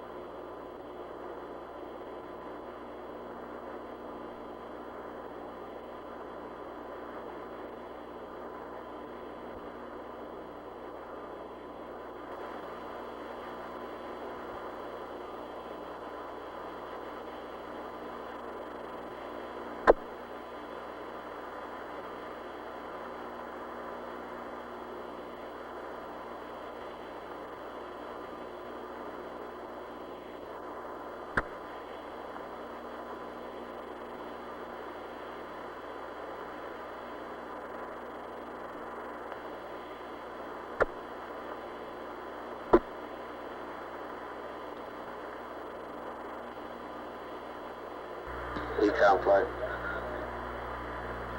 Flight Ecom. Did you get the battery charge off? Yes, the battery charge was terminated and everything looks good for LOS flight. How about you, GNC? Everything looks good, flight. We're good. Roger. Telcom, how are you? We're looking good, flight. In the foreground, Buzz Aldrin is collecting a core tube sample.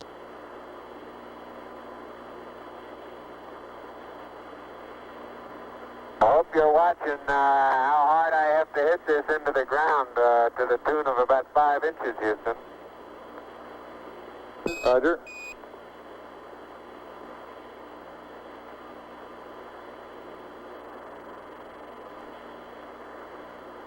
Experiments flight.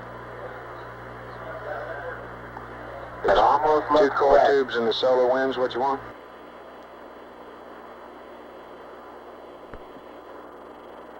Experiments.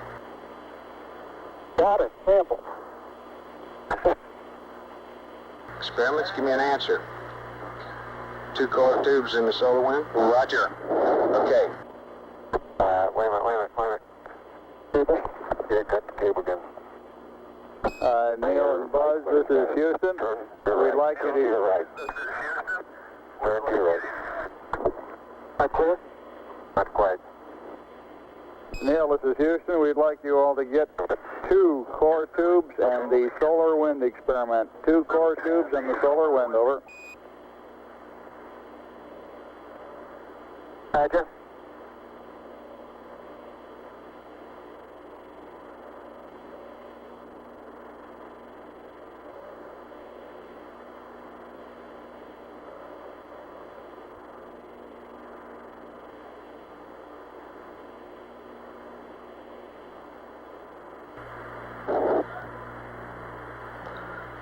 The core tubes provide material. I'm getting the next flight.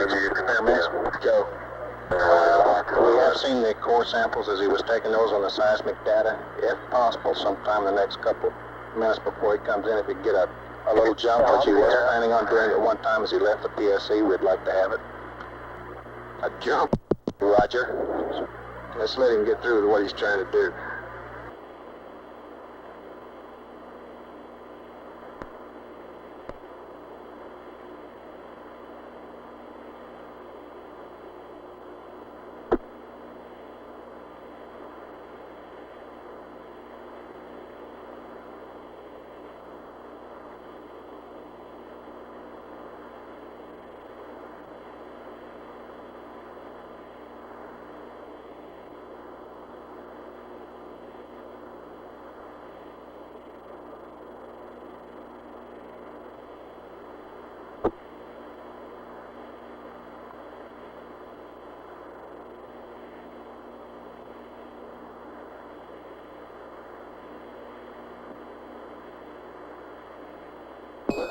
Buzz, this is Houston. You have approximately 3 minutes until you must commence your EVA termination activities, over. Roger, understand.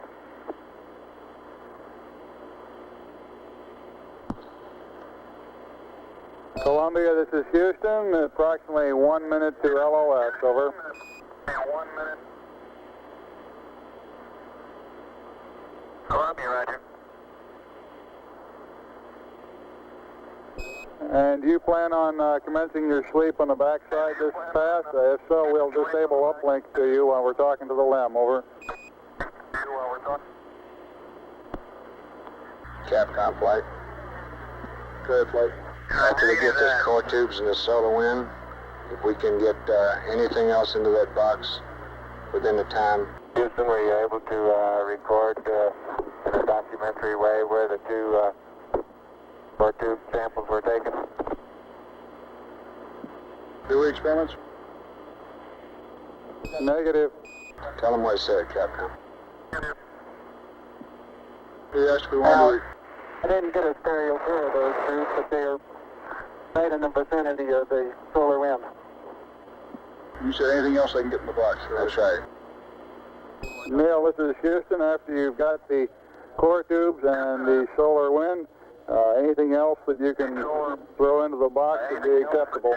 Columbia. I do.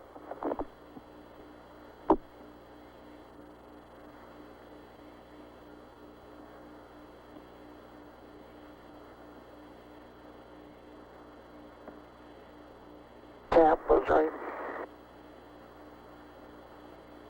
I got the cap. Got the cap? They both got caps on around. Okay. And you want to pick up some stuff and I'll Get these receptacles. throw the solar wind in. EMU flight. Go ahead, flight. How you doing? We're real fine, flight. You know, we had a little extra lifetime there. Okay, Sergeant Flight, how are you? Doing fine, flight. Roger.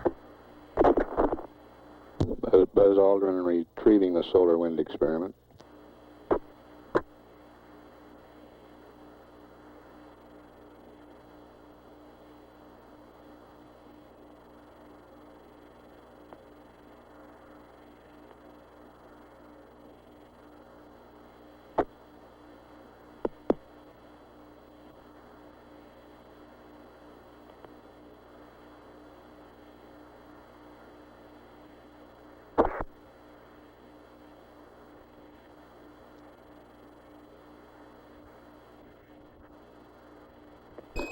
Buzz, this is Houston. It's about time for you to start your EVA closeout activities. Capcom flight. Go ahead, flight. Who gets the film? Roger. Buzzer Neil. On the close-up camera? Roger, I'm looking They've now. been on their life support system. On their life support systems, 2 hours and 25 minutes. How about film magazine?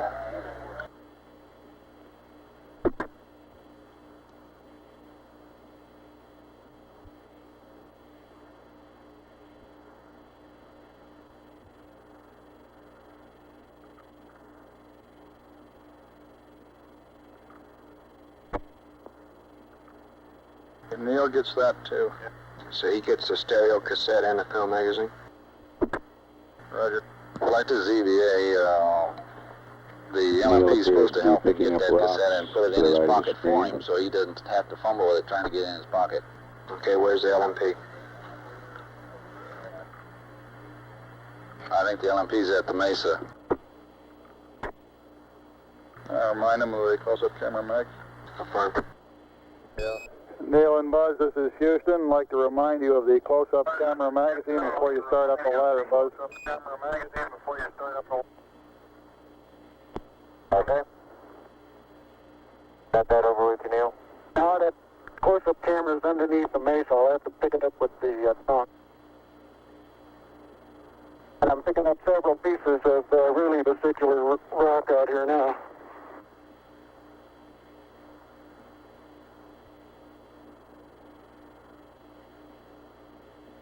You didn't get anything in those environmental samples, did you? Not yet. No, I don't think we'll have time. No, they don't have time for that, Capcom. Press on with the close-up camera and close out? Yeah, let's get Neil, Buzz started close out. Roger, Neil and Buzz.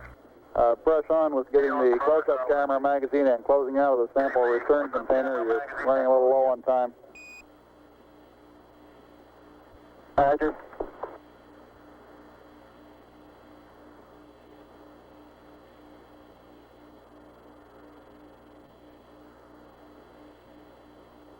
We want to keep a good margin in those portable life support systems.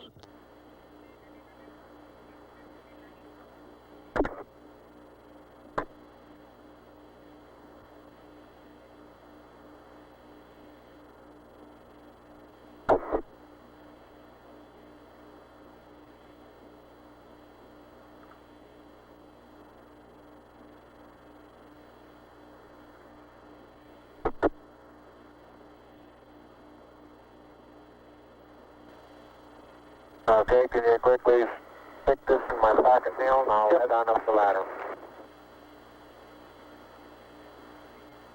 Capcom flight. Good flight. What Buzz just say? He asked Oh, Neil to put the close-up camera film in his pocket and he'd head up the ladder. My flight plan shows, right.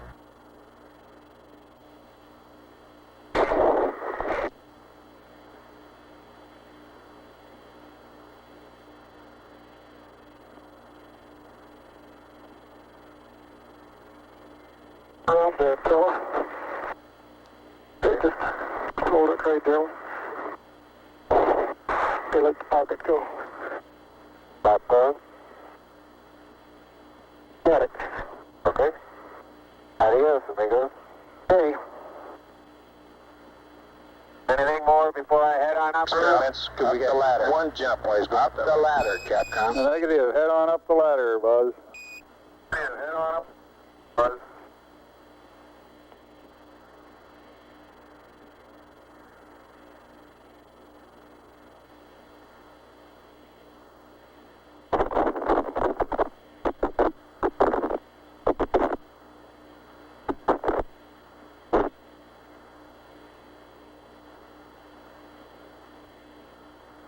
That white dot right above the horizon on the right is a phosphorus spot from the TV converter in the Park station in Australia.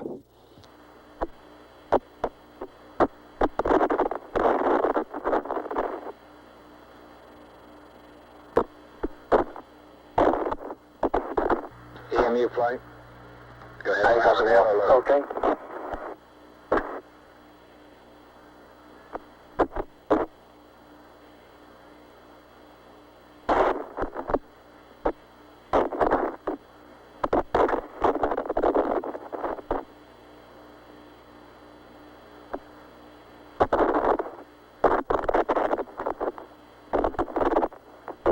You get the solar wind roll there? Right, that's it right there. Okay.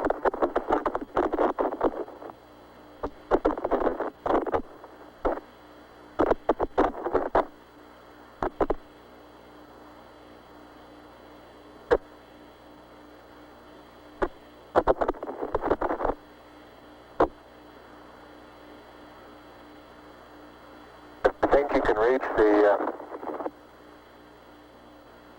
this hook that's hanging over here. You might entertain the idea of sending up the second one that way. Okay.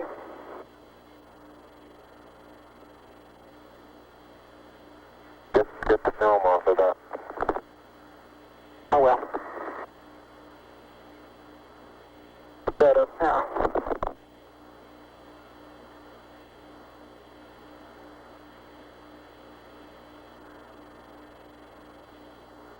Okay, I'm heading on in. Okay. And I'll get the LEC already. About 5. Telcom, control flight. Go flight. Watch your switches and circuit breakers now. All right.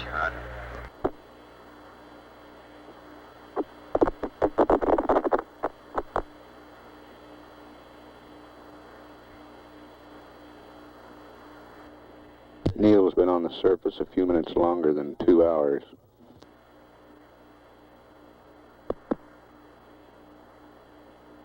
Buzz, approximately 20 minutes less than that. Neil, this is Houston. Did the Hasselblad magazine go up on that sample return container also? I've got the Hasselblad magazine hooked to the SRC now, yeah. Roger.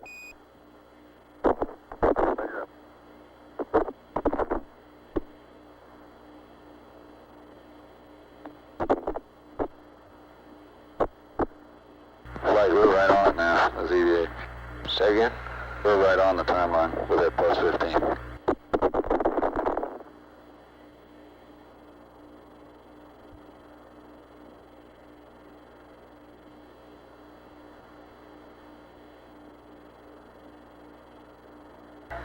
Ecom GNC flight.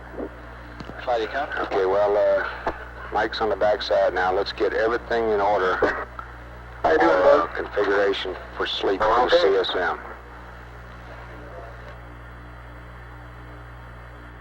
Roger, flight.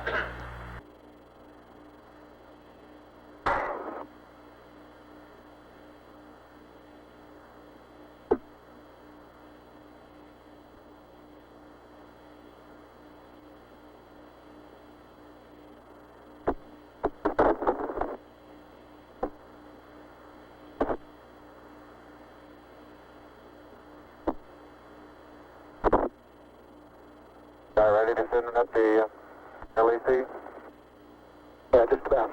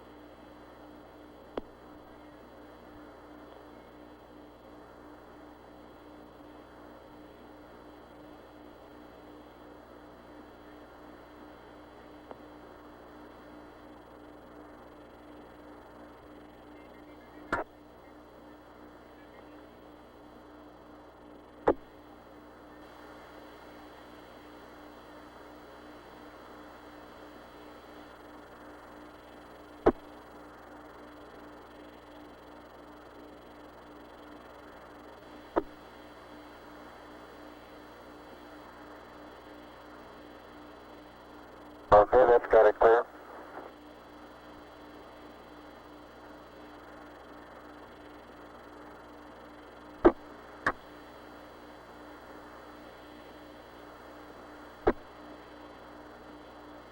Transferring the sample containers into the LIM cabin now. Uh-oh. Camera came off. I mean, the film pack came off.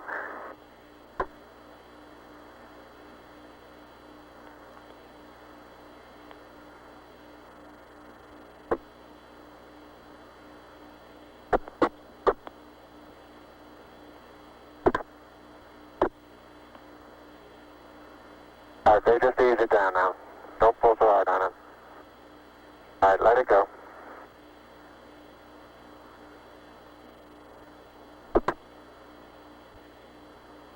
Flight surgeon. Go, surgeon. Okay, we feel like his CDR Oh, you're getting that. I'm going to get this camera. heart rate here for a sufficient period of time. We ought to ask him to slow down and rest. You want an EMU check? Okay, Yes, sir. this one's in no problem. Let's get Okay, an EMU bye-bye. check on the commander. Neil, this is Houston. Request an EMU check over. EMU check over. Roger, got 3.8.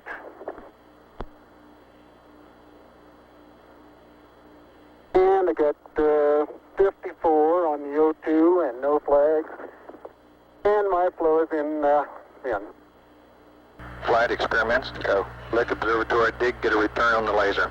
Roger.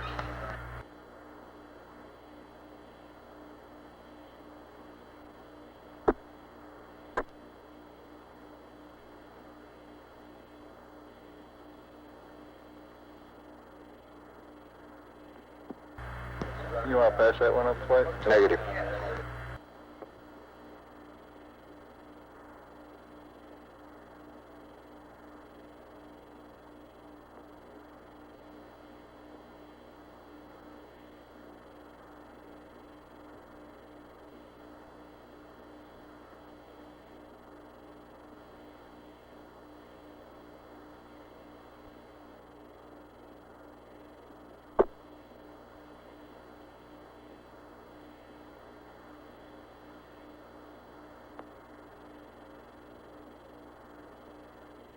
The Lick Observatory in California reports a Campground flight. return on the laser. Good, Flight.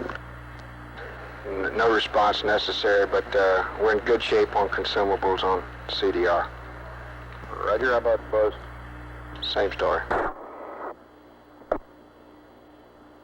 Neil and Buzz, for your information, your consumables remain in good shape. Out.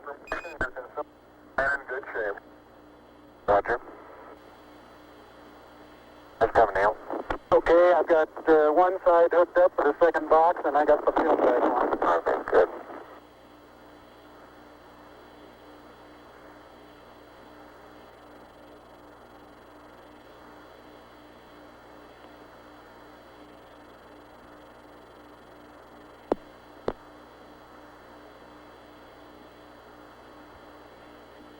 By that film from on the LEC is kind of falling all over me while I'm doing this. Well, that's good, huh?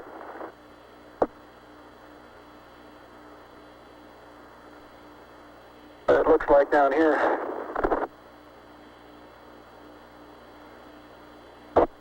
I think my watch stopped, Neil. Hit it.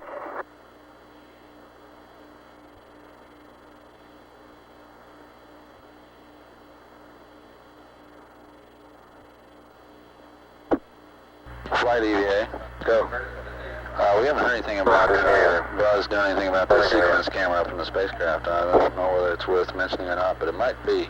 He needs to put a new mag on and get some pictures of the LEC operation. I don't know if he is or not. Okay, if you can just kind of hold it, but I think I can do the pulling. Okay. Stand by a minute. Let me move back.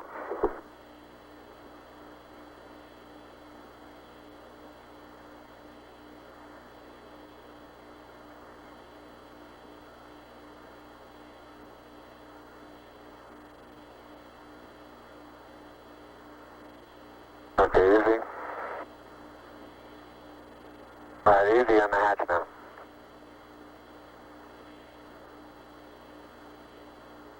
Okay, I'll get it the rest of the way. Flight surgeon, you I'll should give it to you to, say again? Oh, hey, You just a should second. still continue to take it easy. Have a little more. This is the hardest part. I know it.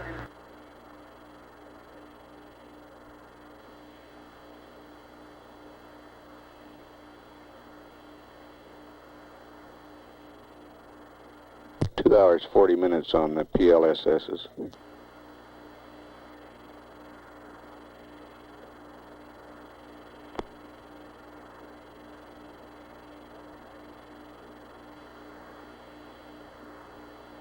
Buzz?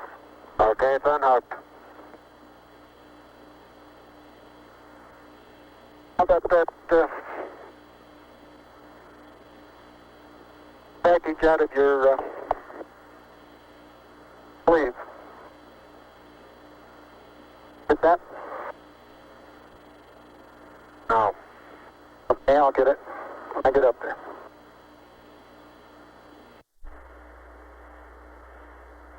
Got it now?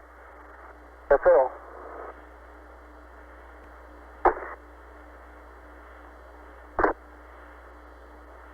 Okay? Okay.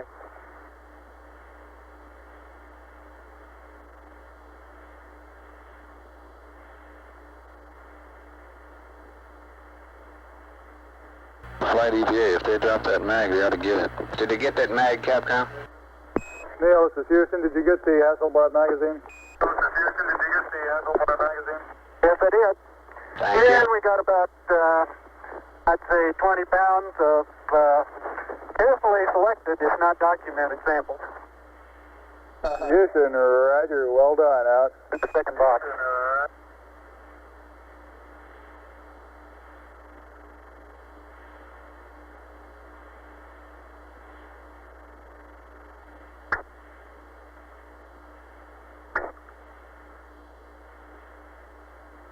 Unofficial time off the surface at 1:11:37:32. Now start arching your back. That's good. Plenty of room. Plenty of room. All right, arch your back a little, your head's up against. Out, off, roll right just a little bit. Okay, now. And in good shape. Thank you.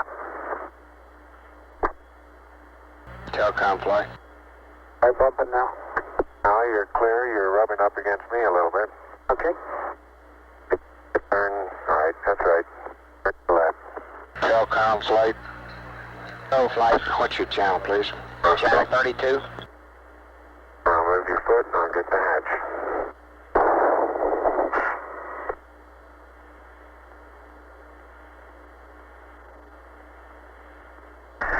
Okay.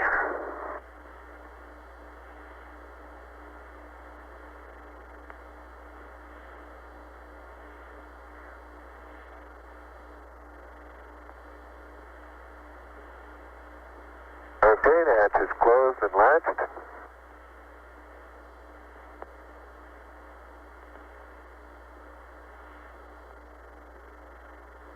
And verified secure. Okay. Yeah, that's what I'm looking for.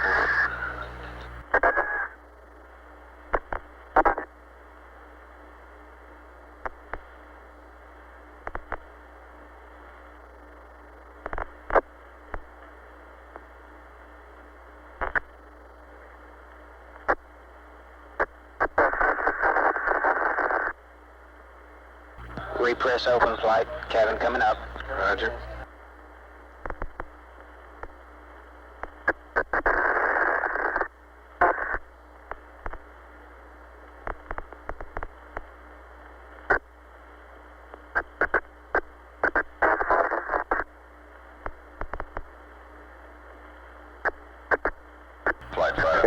pressure coming up Real quick, about Cliff, 2.7 to MPAD would like 8, us to have 9 us now. support one more sighting if it's all right with you.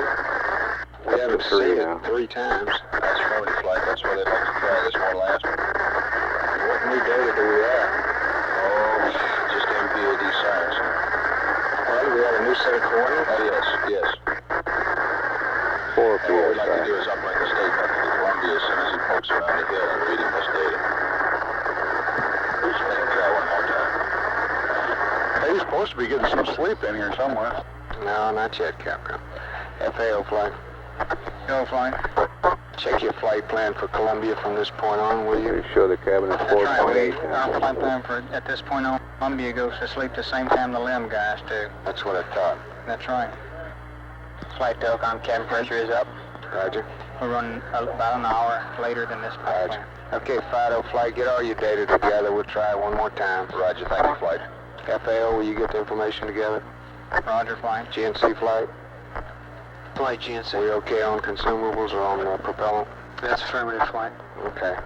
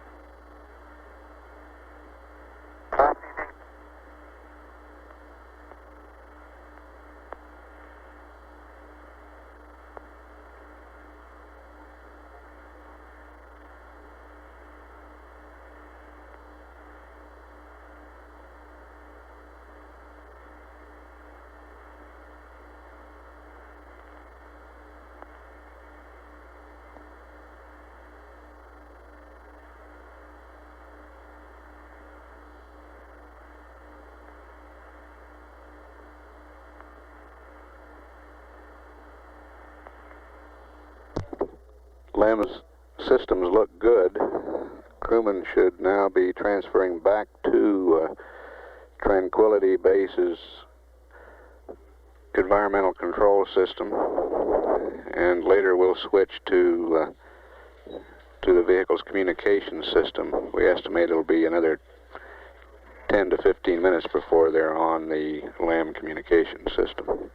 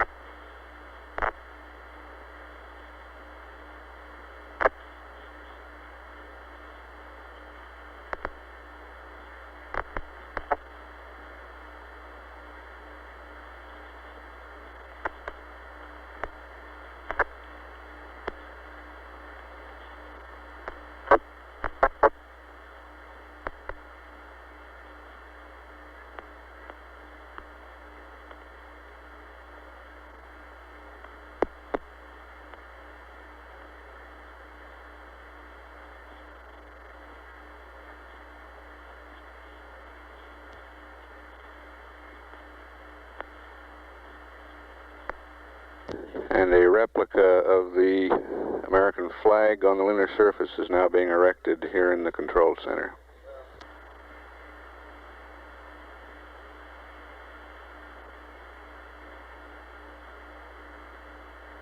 And a replica of the plaque on Tranquility Base has been hung on the wall.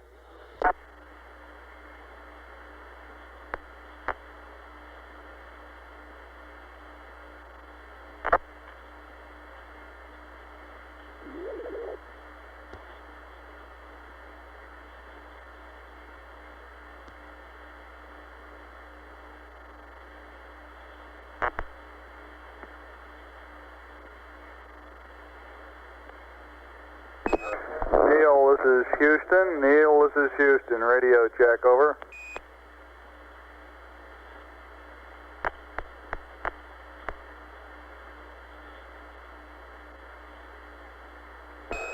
Buzz, buzz. This is Houston. Radio check, over.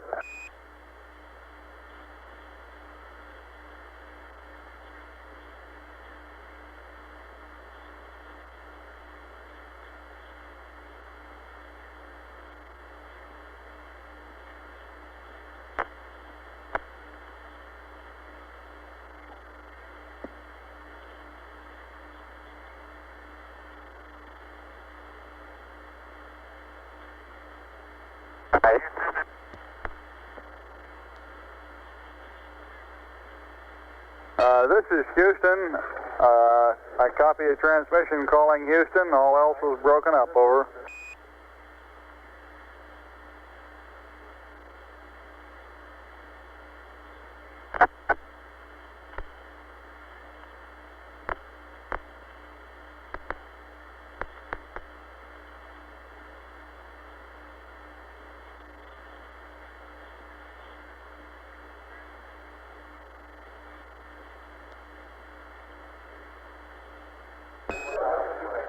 Neil, this is Houston. If you read, we suggest you unstow 1+ antenna so we can have communications, over.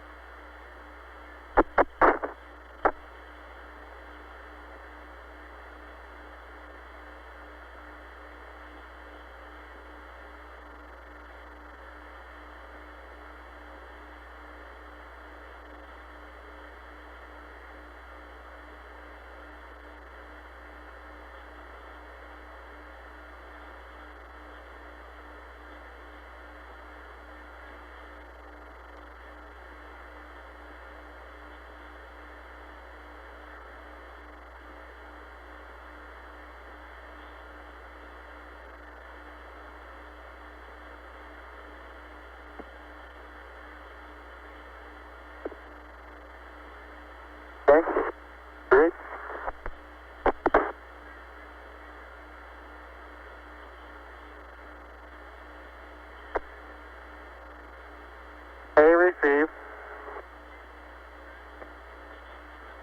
B off. Neil, this is Houston. We seem to be reading you now. How do you read us, over? ICS, push to dog. Relay.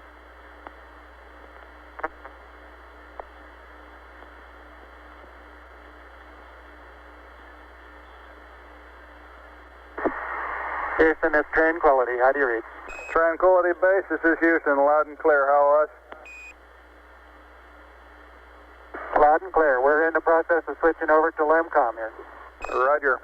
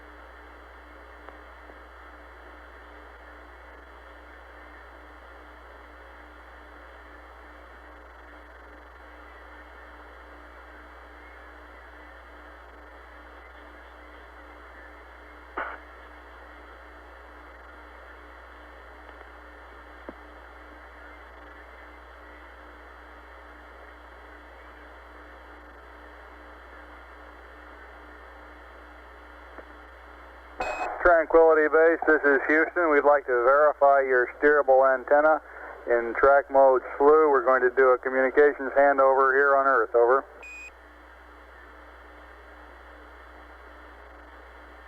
Roger, that's affirmative. We're in track mode slew. Roger out.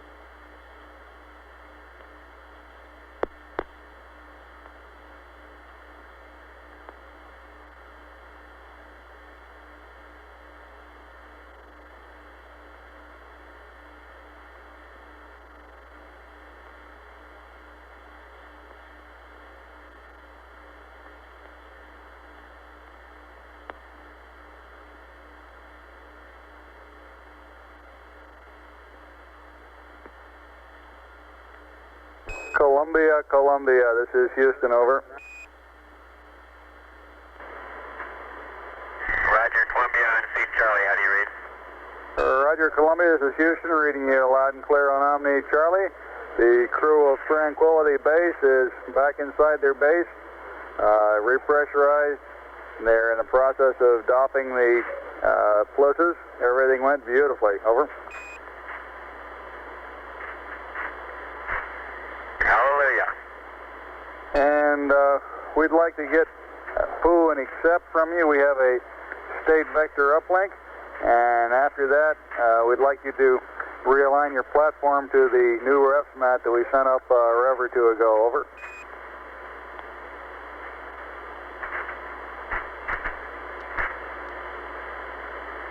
All right, understand. You want a option 1, please do option 1.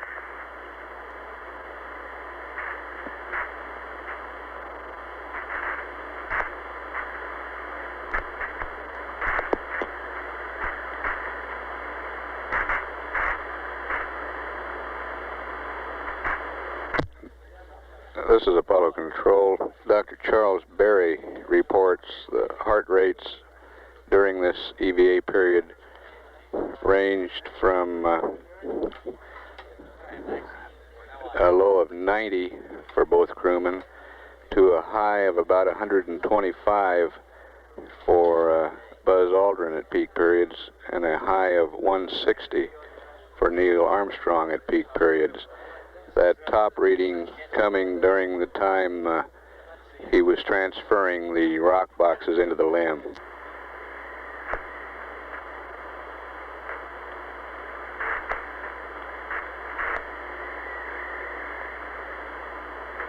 Dr. Berry says the data they got indicates Neil was working very hard at that time.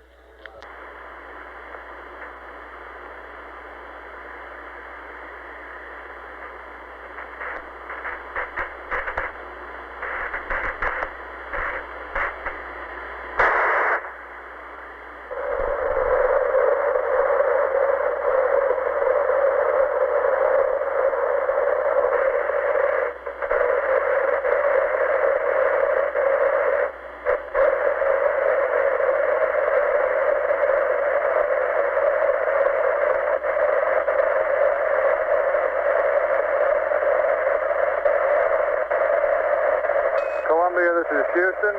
We're going to uplink you a new state vector, and then we'll send the ref net up again because sending the state vector up will wipe out the one that you have on board, and then you can do a P-52 option 1, over.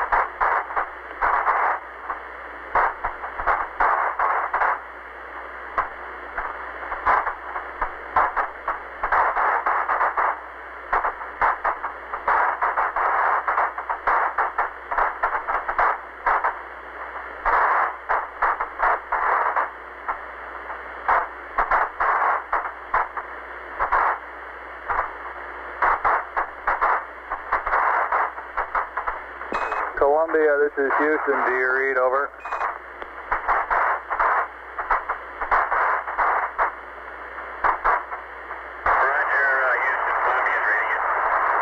Okay, Columbia, we've completed the uplink. The computer is yours. You can go to block. However, we'd like you to hold off on the P-52 option 1 align until after you pass landing site 2.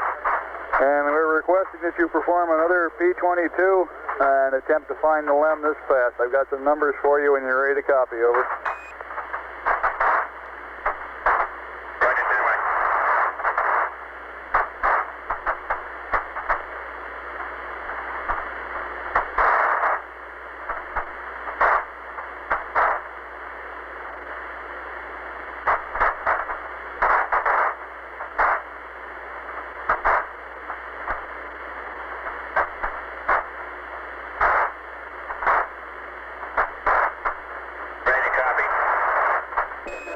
Roger, Columbia, P-22. Landmark ID is Lunar Module. Make that Tranquility Base. T1 112 2508. T2 112 3017. 4 nautical miles south. Time of closest approach 112 3152. Shaft 357.051. Trunnion 047.432. Roll 0. Pitch 250. Yaw 0. Read back. Over.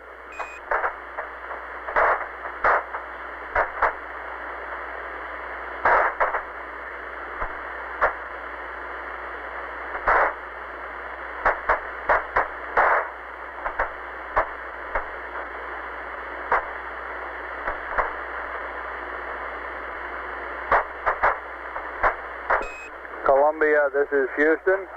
Did you copy my P-22 update? Over.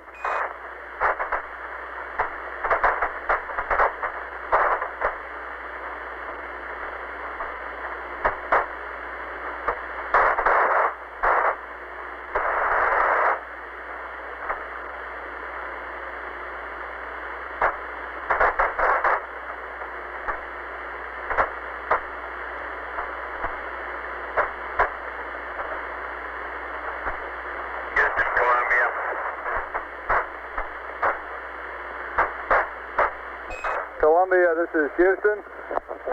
Did you copy my P-22 pad?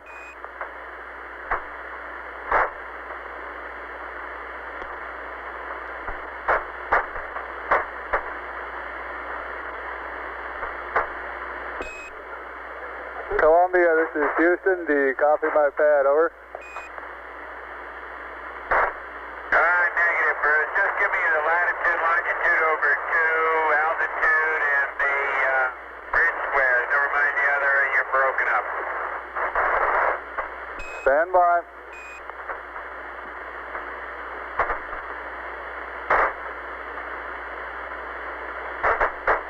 Well, that is that you have new information, otherwise I'll just use the old numbers. No, wait a minute. We've got new information. Okay.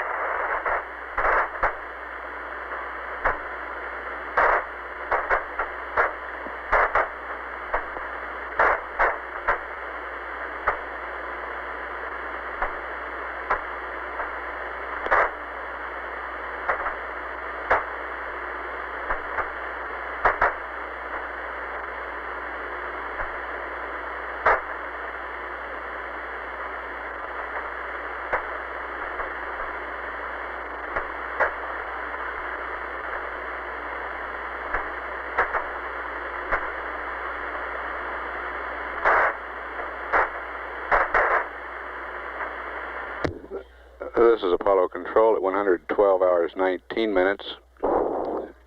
The inhabitants of Tranquility Base are still in the post-EVA cleanup period.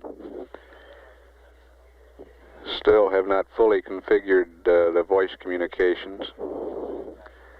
However, we are getting telemetry, good telemetry from Tranquility Base, showing a cabin pressure of 5 pounds per square inch, temperature of 60 degrees. We expect to establish communications before too long.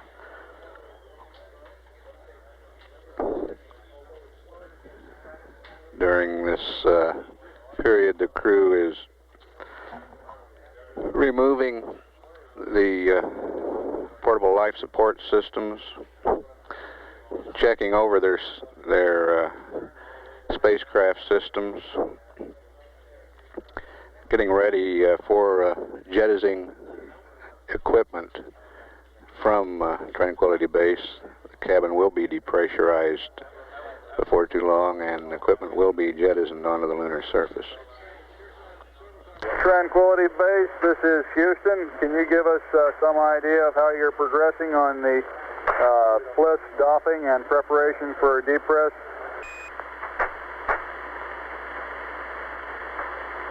Roger, Houston, Tranquility Base. We're in the process of using up what film we have, and I'm just getting ready to change the primary ECS canister. Over. Roger, Tranquility. We'd like to hold off as long as possible on the lithium hydroxide canister. Make that one of the last things you do in getting ready for the depress if you can. Over. Roger, we're planning on doing that. I'm just wondering how much longer we want to wait, though. We've probably got another half an hour's worth of picture taken, and I guess we could run through an heat cycle and then change the canister and then depress. Over. Roger, that sounds fine to us. Well, it'll be a little crowded in here for a while. Oh, we don't mind a bit.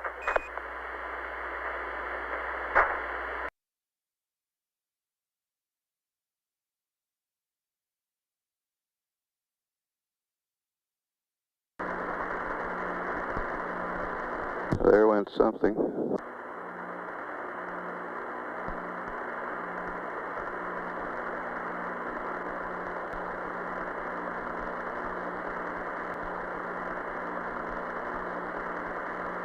Looked like a portable life support system.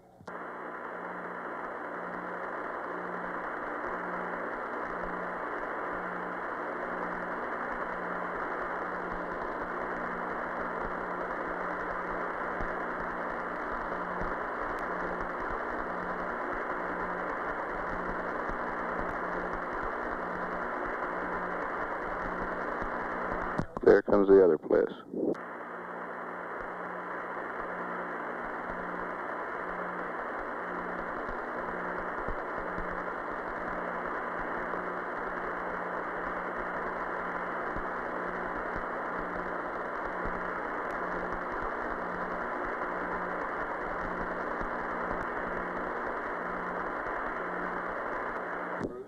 The experiments console reports the seismometer recorded both the impacts of those portable life support systems.